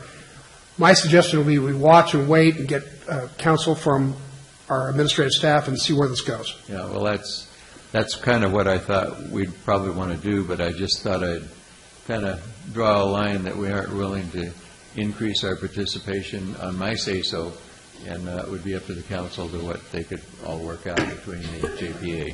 Sounds like you handled it well. Gary? A question for the city manager. Doug, you were over at Santee for many years. Did they pay for any upkeep for Mission Trails, even though they're adjacent to it? Actually, part of the park is inside the city of Schenectady. They're not just adjacent to it. No, we did not pay for upkeep. We did have a citizen representing the city council on their board, but we did not pay for the upkeep. All right, thank you. All right, any other discussion on this? Somebody would like to make a motion then? Take the staff recommendation. Is there a second? Second. Moved and seconded, please vote. The motion carries by unanimous vote. All right, item 4.2 is a request to allocate additional funds for the East County Transitional Living Center Shelter Program. I'd like to ask staff to introduce this item. Thank you, Mr. Mayor. My office received a request several weeks ago from East County Transitional Living Center for additional funding for the purposes of helping keep their emergency shelter program open. This is a program that the City Council has often and traditionally funded as part of your CDBG program each year, and this past year you once again funded the amount of $100,000 for fiscal year 17-18, and we had some leftover money, approximately $20,000 for this past spring. The initial amount has run out, and the next $100,000 will not become available until late this summer, whenever it is the federal government tells us it is available. In the meantime, for the first time that I'm aware of, they, at this point, are running out of money to keep the shelter open. And as I have made a point within the staff report that I don't believe, for some of the reasons we talked about earlier today, that this can be an annual additional request to the city. For the time being, we know this is a very important program in the city of El Cajon, particularly directly addressing the homeless issue and the people out in the streets. We know the great job the East County Traditional Living Center and their program does. Therefore, my recommendation is to utilize $70,000 from the Council Contingency Fund, of which we have available funds in this year's budget, to fund the gap financing, if you will, for the ECLC Emergency Shelter Program. Thank you, Doug. Questions? Is this mostly women and families? Yes. Yes. Thank you. Any other questions of staff? Okay, let's see if there's any speaker cards. Yes, I do have 3 cards. The first speaker is Bonnie Price. Ms. Price, you're active today. Yes, I'm very busy today. Several years ago, Ray Lutz and I and Gloria Martis and Bob Clark went, 3 of us went over to East County Transitional Living Center to see what they were doing and learn more about them. And it seemed to me and us that they were providing needed services. I did look at their financials on the web. They were only audited 2014 and 2015. They didn't have last year's up yet, but they've had a significant drop in income. And I do know that they have a signed agreement with the county to receive directly the funds for feeding these homeless people, so that they don't have to have people fill out forms, etc. But I'm thinking the city ought to pay by person served, so that you don't run into the situation that we thought you were running into several years ago, which was paying for something that was religious in nature rather than simply for the emergency housing. And I think you ought to institute, and I recommend that you institute, a per-person served payment to help provide for the homeless in the city, rather than just give blanket amounts of money without designation except emergency shelter. Thank you. Thank you, Bonnie. Robert Clark.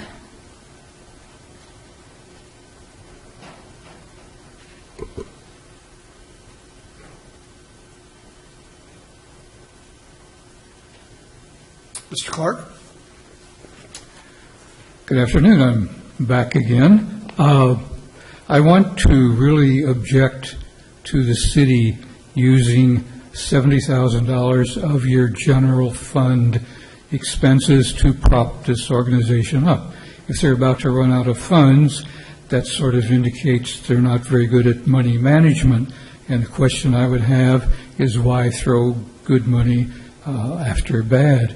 It's one thing to allocate federal funds, but at a time when the city is facing an imbalance for next year of $1.5 million, I don't think it's fiscally prudent to add $70,000 to that. And I would think they should get other sources of income rather than the taxpayers, of the city of El Cajon. The Rock Church apparently has a lot of money. Why doesn't the Rock Church prop them up? Or, as a last resort, they could pray. Thank you very much. Harold Brown.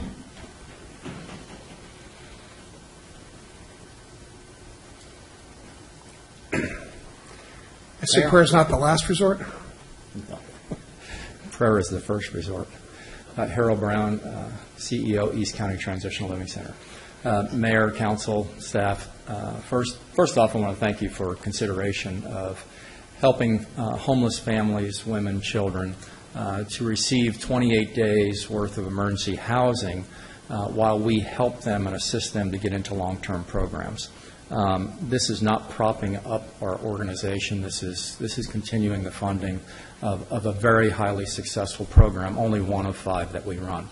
The difficulty that we have with families and those that are sleeping in cars, and we all know the homeless situation is increasing every single year, is just that. The need is increasing every single year. Currently, we have 70 families on a waiting list to get into the shelter, and as soon as rooms open, they go in. The difficulty becomes is when they come, they don't have funding. Most of these families are on some type of assistance, and they generally come to us about this time of the month, the 13th through the 15th, when they've run out of their funding. And so what this does is this assists them for the first 4 weeks while we find long-term solutions for them. We will operate, if you vote to give us these funds, we will operate it in the exact same manner as we have the CDBG funding. It will be by person. It won't be to utilize any other funding in our organization other than a night of stay for the family that comes.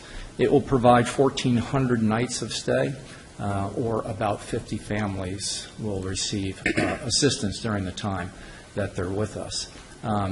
Highly successful programs, work very well. It was investigated by HUD 3 years ago or so, and they found it to be exactly what we said we would do. I'd like to also kind of let you know that over the course of time, we've really experienced a tremendous increase in the amount of homeless people that we need to help, or we're asked to help. And with the partnership that you've given to us, we've been successful to do that. So thank you for your consideration. If you do have any questions, I'd be happy to I have ask. a couple of questions, Harold. Okay.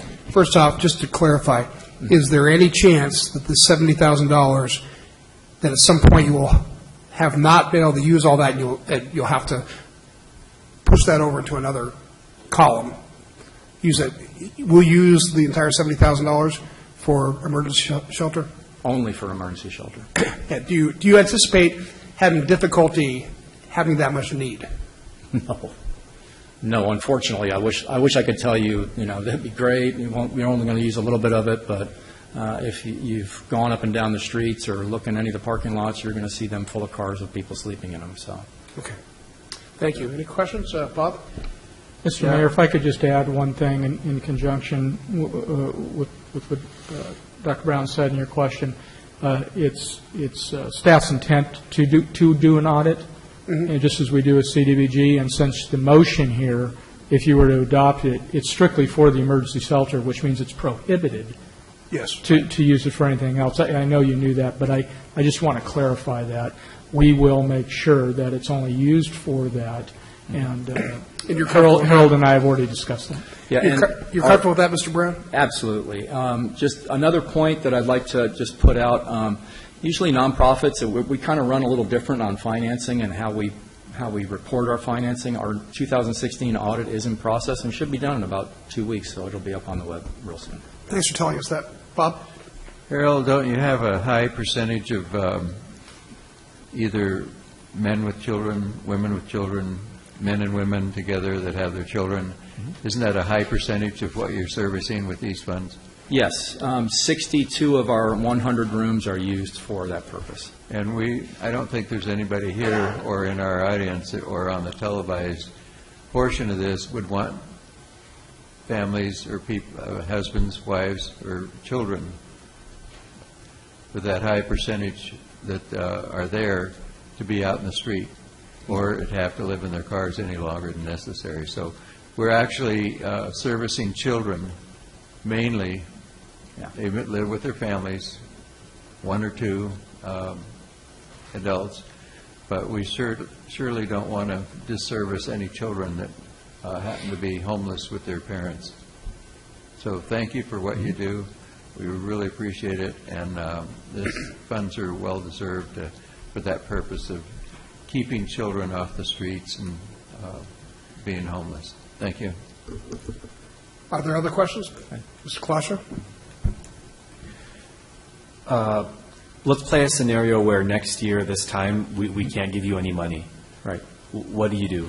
I have put out requests to multiple foundations because I realize, just like everyone else realizes, that we don't know what's going to happen with the federal budget. CDBG looks like it might go away. And so we have put in multiple requests to many foundations and private donors to try to raise the money to continue this program. If we cannot raise the money to continue the program, that's what happens to programs. It ends. And then only people with funding would be able to go through the program. It's what happens with programs when funding ends. They're over. So I'm doing everything I can, as I have said over the years, to try to fund this.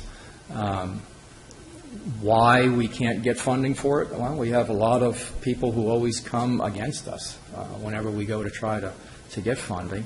We're a little strange in an organization. I do present the gospel of Jesus Christ to those who come to us in some of our programs. But we've also learned how to discipline ourselves for the programs that were required not to do that. And a lot of people don't believe that. They don't actually believe that somebody could actually do that. But we do that, and we have actually been inspected by HUD and other organizations that look at us to say, yes, you actually do that. So looking at other private funding to get them to understand that that's what we do, the HUD investigation actually helped me in that. And so as I'm reaching out to these foundations and other funding sources, I'm actually using that investigation as proof that we're able to do what we say we do.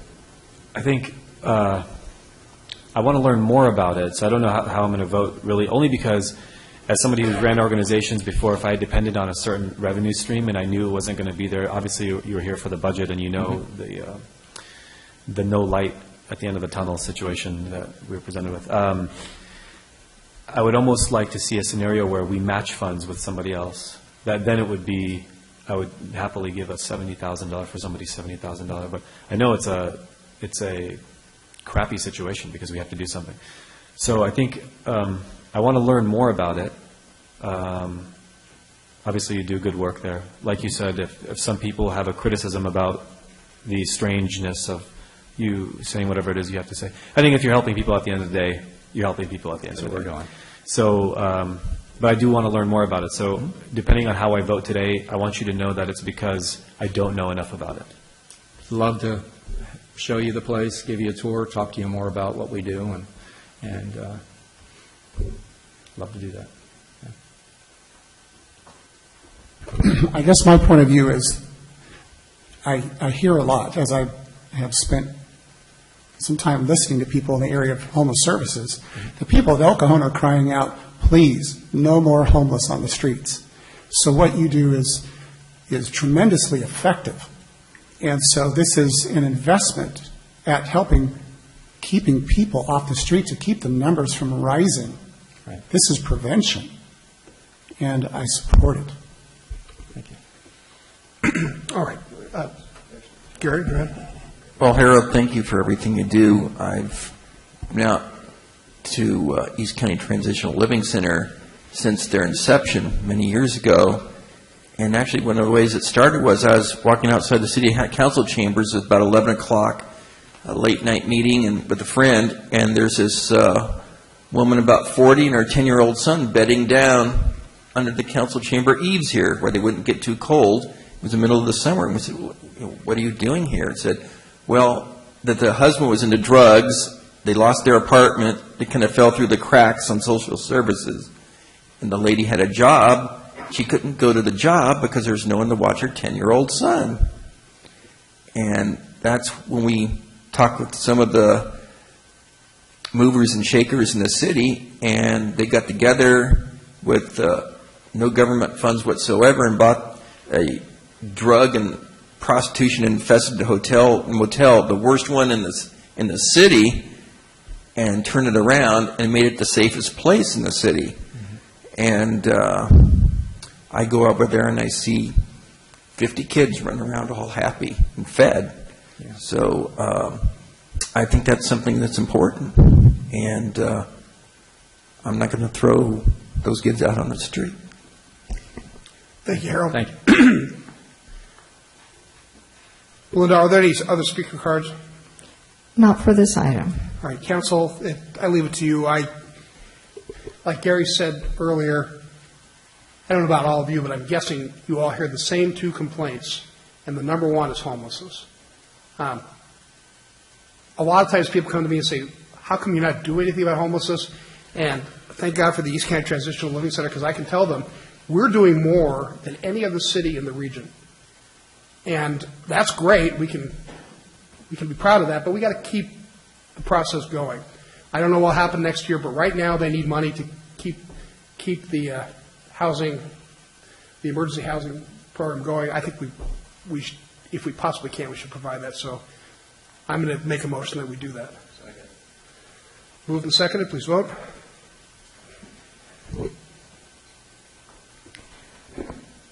The motion carries by 4 votes with Councilmember Colascio abstaining. All right. Thank you, Harold, and please give our best to everybody that you work with. I know you do a lot with very little, and we really appreciate it. All right, that brings us to commission reports. There are no commission reports. Item 6.1 is my activities report. Item 6.2 is the legislative report. I do want to say that AB 805, which was the Sandag bill from Ms. Gonzalez-Fletcher, it passed in the Assembly. Surprisingly, it didn't go along completely along party lines. There were 3 Democrats that voted with the Republicans on that, but it wasn't enough. However, our consultant believes that there may be more opposition in the state Senate, and so we're going to watch and wait, and we may go up with Sandag and voice our opinion to the different committees that come to take a look at that. So that's what's happening with that. Nothing else to report to you right now, but we'll keep you informed. Councilmember Kendrick. As reported. Mayor Pro Tem Bob McClung. As reported. Councilmember Colascio. As I've reported them. Councilmember Colascio also has an item of 9.2, a proposal to fund neighborhood watch signs. Ben, would you like to tell us about this item? I had the honor of helping set up a neighborhood watch with some neighbors of mine in Fletcher Hills, and then we found out that the cost of the actual sign neighborhood watch had to come out of their pocket. And I thought it would be something that we might be interested in funding because it's so nominal. I think it's less than 10 neighborhood watches a year, so that cost would be like $750. And it would be covering for the sign and the pole. I know that different agencies, I think the sheriffs do that already, so I think we should do our part. If the neighbors are willing to take it upon themselves to sort of patrol the neighborhood and keep an eye out on each other, that we should give them that assistance. And I also want to throw out there something that, because this is so small and $750 a year for the city is nothing, if we can vote on that today, that would be good instead of bringing it back. Well, let me get a point of clarification. Doug, are we allowed to vote on that today? I think we have to bring it back to the next meeting, don't we?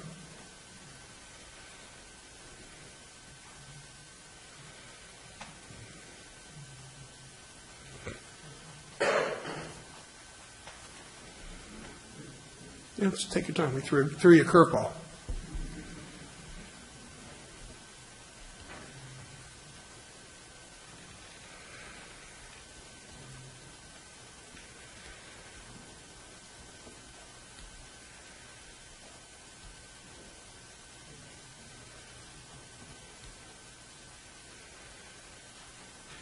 You can't just act on it now. The recommendation, the request is to put it on the future agenda. So that's Fair about enough. the only thing you do.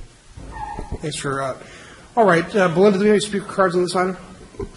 Yes, I do have one card from Elaine Briggs. Well, Ms. Briggs, welcome. Thank you, and good afternoon, everybody. My name is Elaine Briggs, and I am a 28-year resident of Ventenaway in Fletcher Hills. For many years, our street had an ineffective neighborhood watch program with a rusted sign and only half the street participating. A few years ago, I'm already at red? It was resurrected Don't by... take that personally. It was resurrected by two ladies who invited the ECPD to come to the neighborhood watch meeting, but it was poorly attended. Unfortunately, one of the co-block captains died, and the program again languished.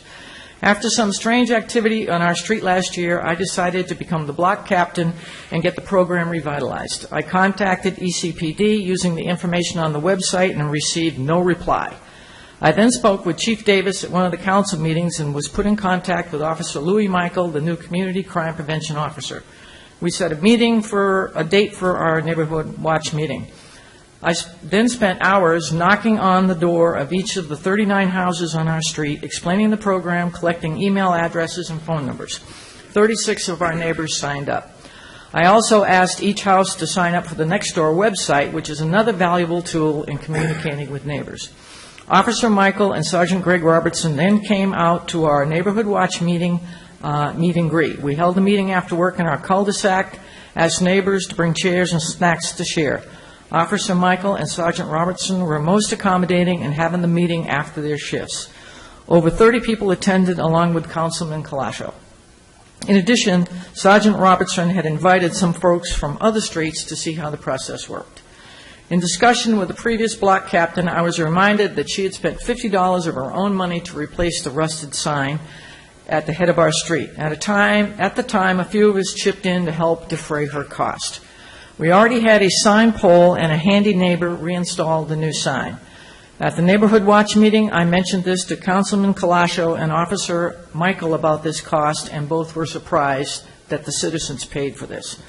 If we hadn't already had a street pole, it would probably have cost us at least $250 or more to advertise that our street belongs to Neighborhood Watch, a program that the El Cajon Police Department advertises, and I believe a valuable resource for the PD.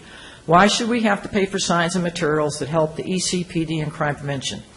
There are many neighborhoods in El Cajon that might benefit from this, but they cannot afford to spend the money to get these signs. As it is, I have not bought the 36 window stickers, which I also believe would be a deterrent to would-be criminals.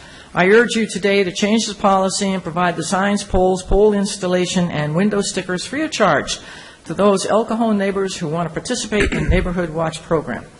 As an aside, I would also like you to ask that the webpage regarding Neighborhood Watch on the El Cajon Police Department be updated to reflect the new personnel who are on this valuable program. Thank you. Thanks very much. Mr. City Manager, if we decide to bring this back, when you bring it back, could you cost out all of the other items that she mentioned, to the poles and the stickers? So it might be already got it written down. Yeah, might be good to have a pole to put your sign on. So, okay, are there any more cards? None for this item. All right, Bob.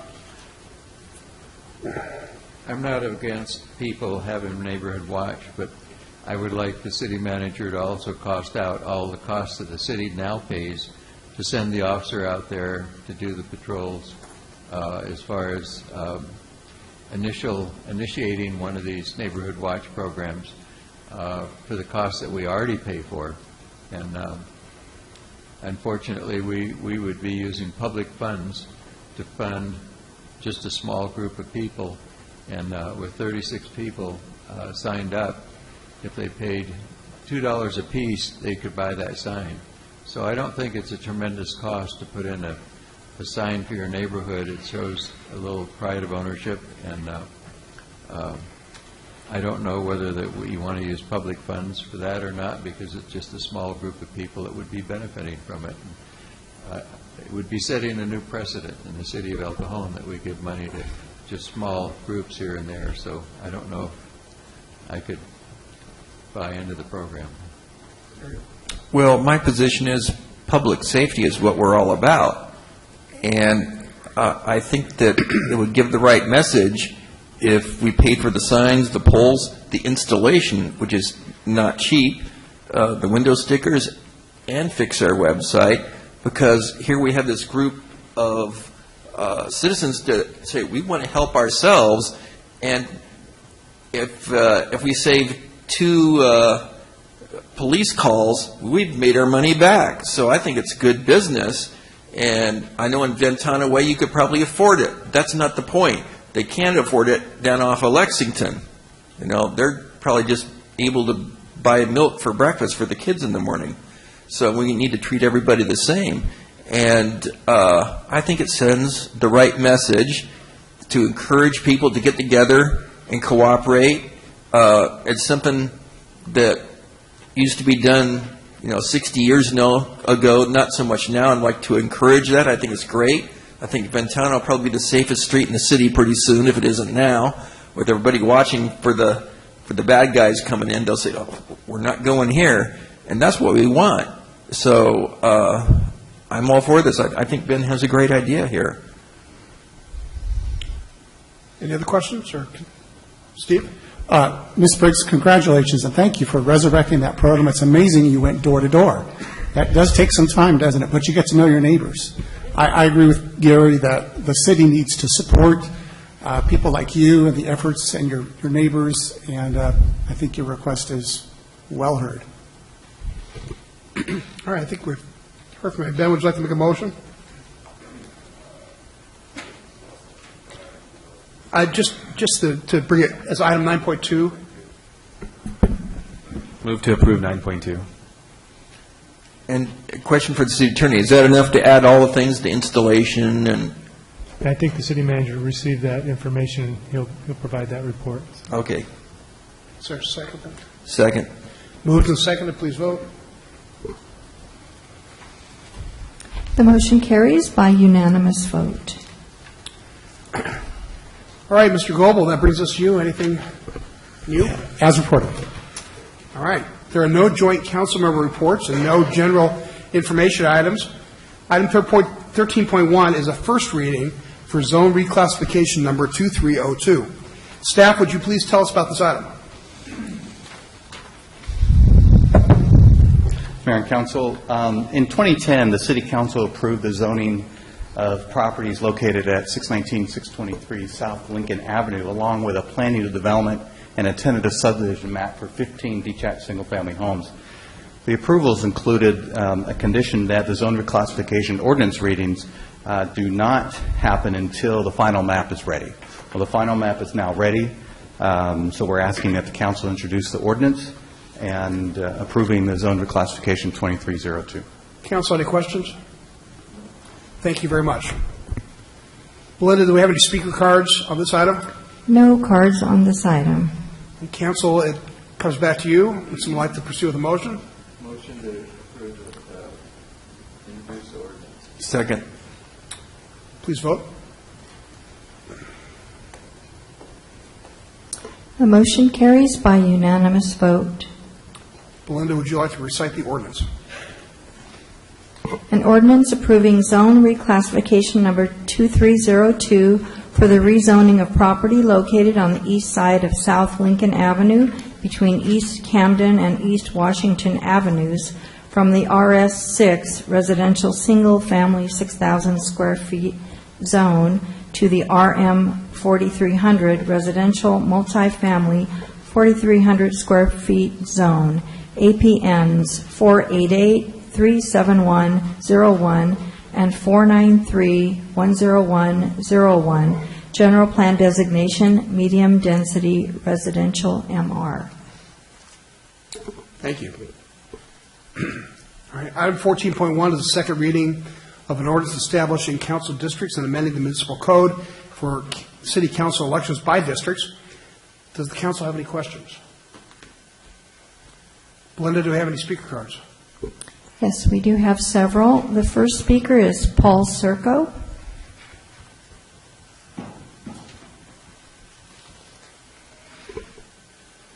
Good evening. I just came back to see the second reading. I didn't quite get to hear the first reading because there was so much noise. And also, just to make it known, when I created the map, I did not fully understand that the map as settled was going to be the final map. I thought that there would be some back and forth and some adjusting or taking several maps together and taking the best of each one. So I just want to let the City Council know that while I like my map, I did draw it, I am open to making adjustments as needed if that is what the council desires. Questions? Thank you, Mr. Serco. I appreciate it. Thank you. Kovu.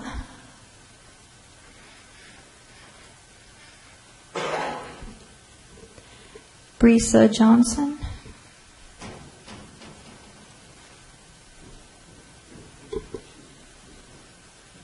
Ms. Johnson, welcome.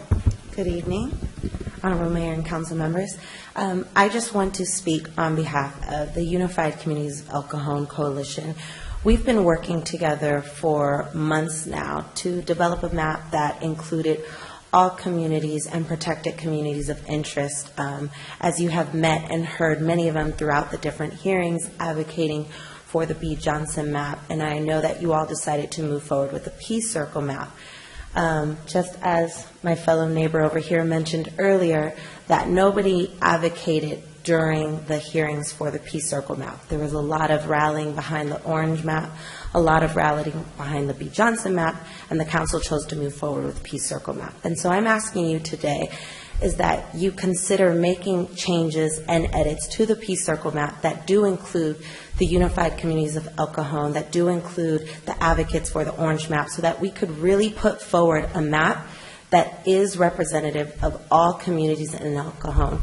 I believe that when you started this process, you made it very clear that you wanted community input. You made it very clear that you wanted the community engaged, and they turned out. We saw that at the last meeting. We saw at the meeting before how many folks, how many diverse people were in this room advocating for these maps. So I ask that in your process to have an all-inclusive process, that you go forward one more time with a public hearing to make adjustments and changes to this Peace Circle map with all of those that are now civically engaged in this process. Thank you. Thank you. Bonnie Price.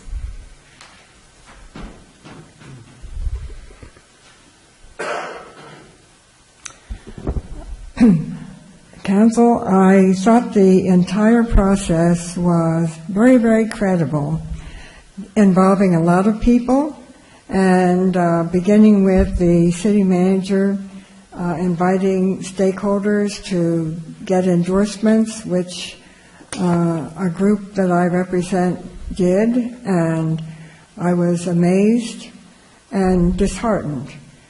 And when at the end it appeared that all of us put our time in and gave our support to something that was not credible. The final map, as was just mentioned, was P. Serco. It was not recommended by anyone but Serco, even though he said there were others. I know that I participated in getting signatures on maps. We sent in over 100 on one map, and we spoke for 2 others, and neither of them were considered. And then there were the Middle Easterners who got together, and they were headed by a local businessman, and it appeared that they were not listened to either. So I know it's hard to draw lines, but I think the credible process became incredible by what the final decision was.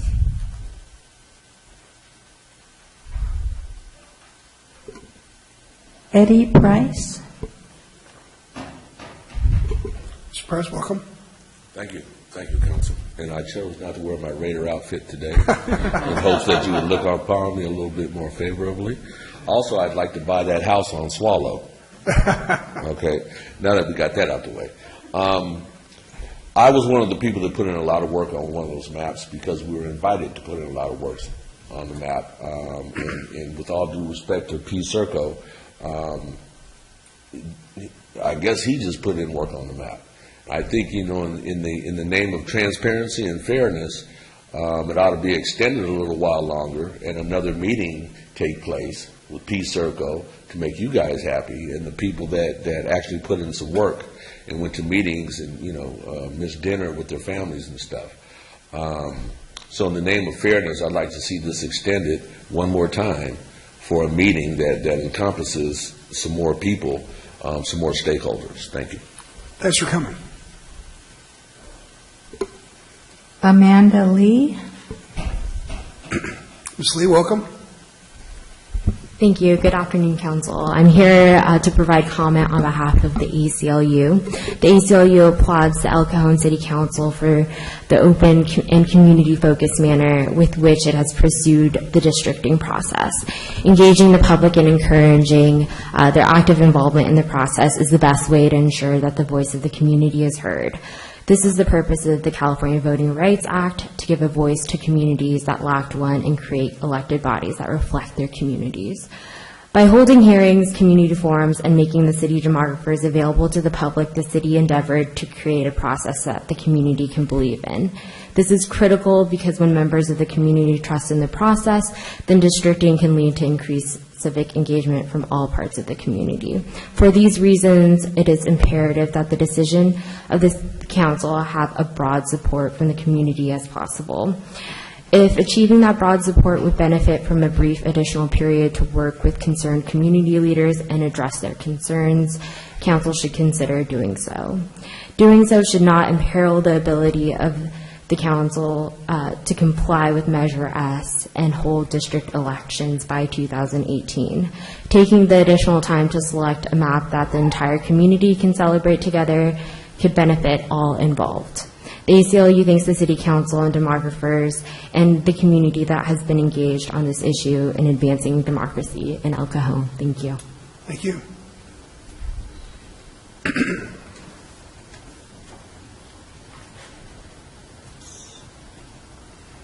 Cody Grollo.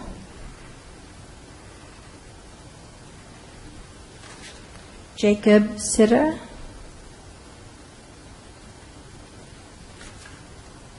Stephanie Harper.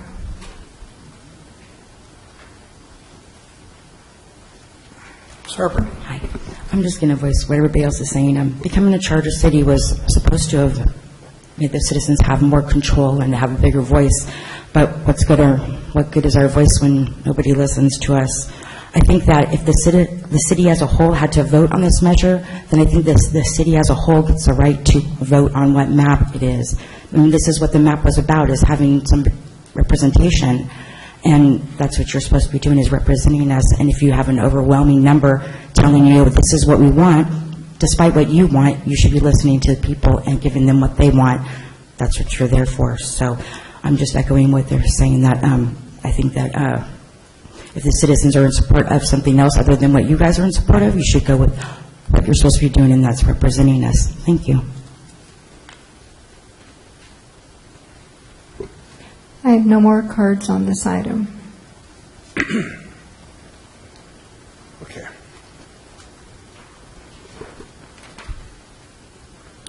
All right, council, discussion?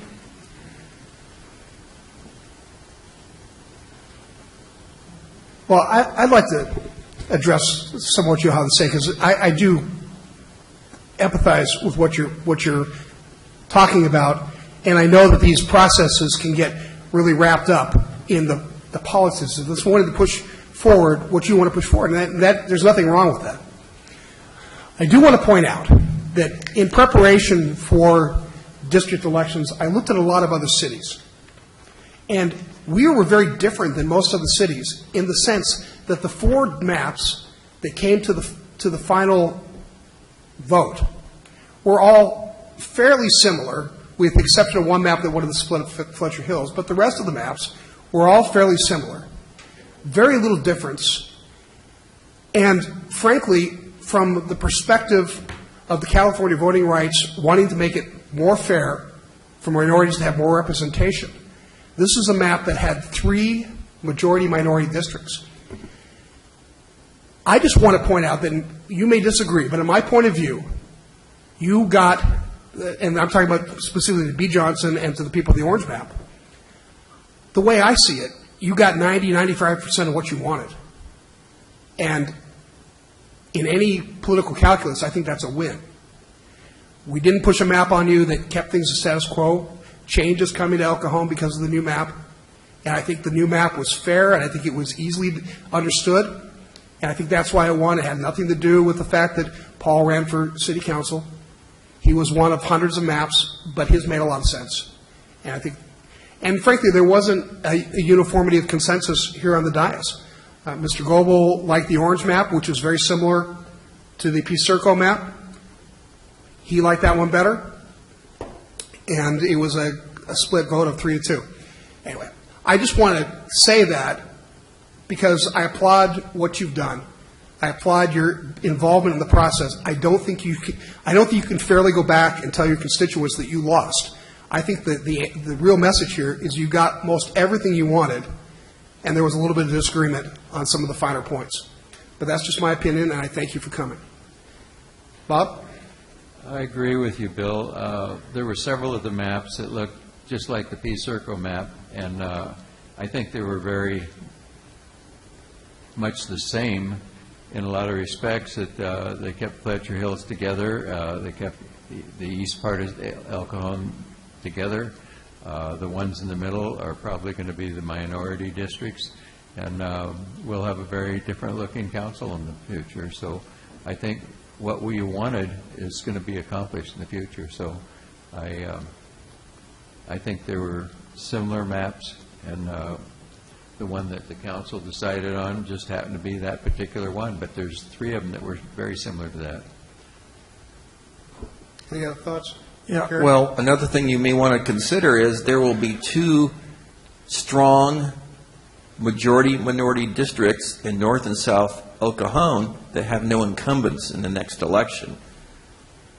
So I think that's really important. Anybody else? Mr. Goebel? At the meeting, I had advocated for Orange 2, which was the map, not Orange 2, because I felt that it concentrated the voice of communities of interest a little bit more than other choices. Race could not be the predominant factor in choosing a map. That is against the law. So I used a multi-factor thing of whether you're in a single-family home or you rent, or in a multifamily, I should say. Your income level, I noted that 52% of El Cajon has a household income less than $50,000. I used language, what language do you speak at home, and your ethnicity. Those 4 factors went into my thinking of how to concentrate communities of interest. And that's why I advocated for the Orange 2 map. I'm okay with the final result with 3 majority-minority districts instead of 2 more concentrated majority-minority districts. All right, so I'd like to make a motion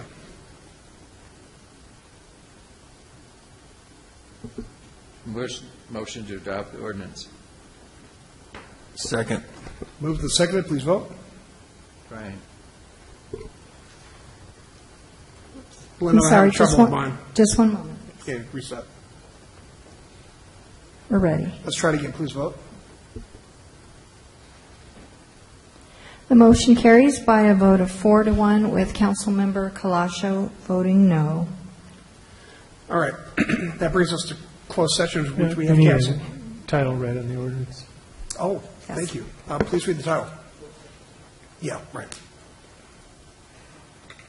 An ordinance of the City Council of the City of El Cajon, California, establishing 4 council districts and amending the El Cajon Municipal Code to provide for city council elections by districts.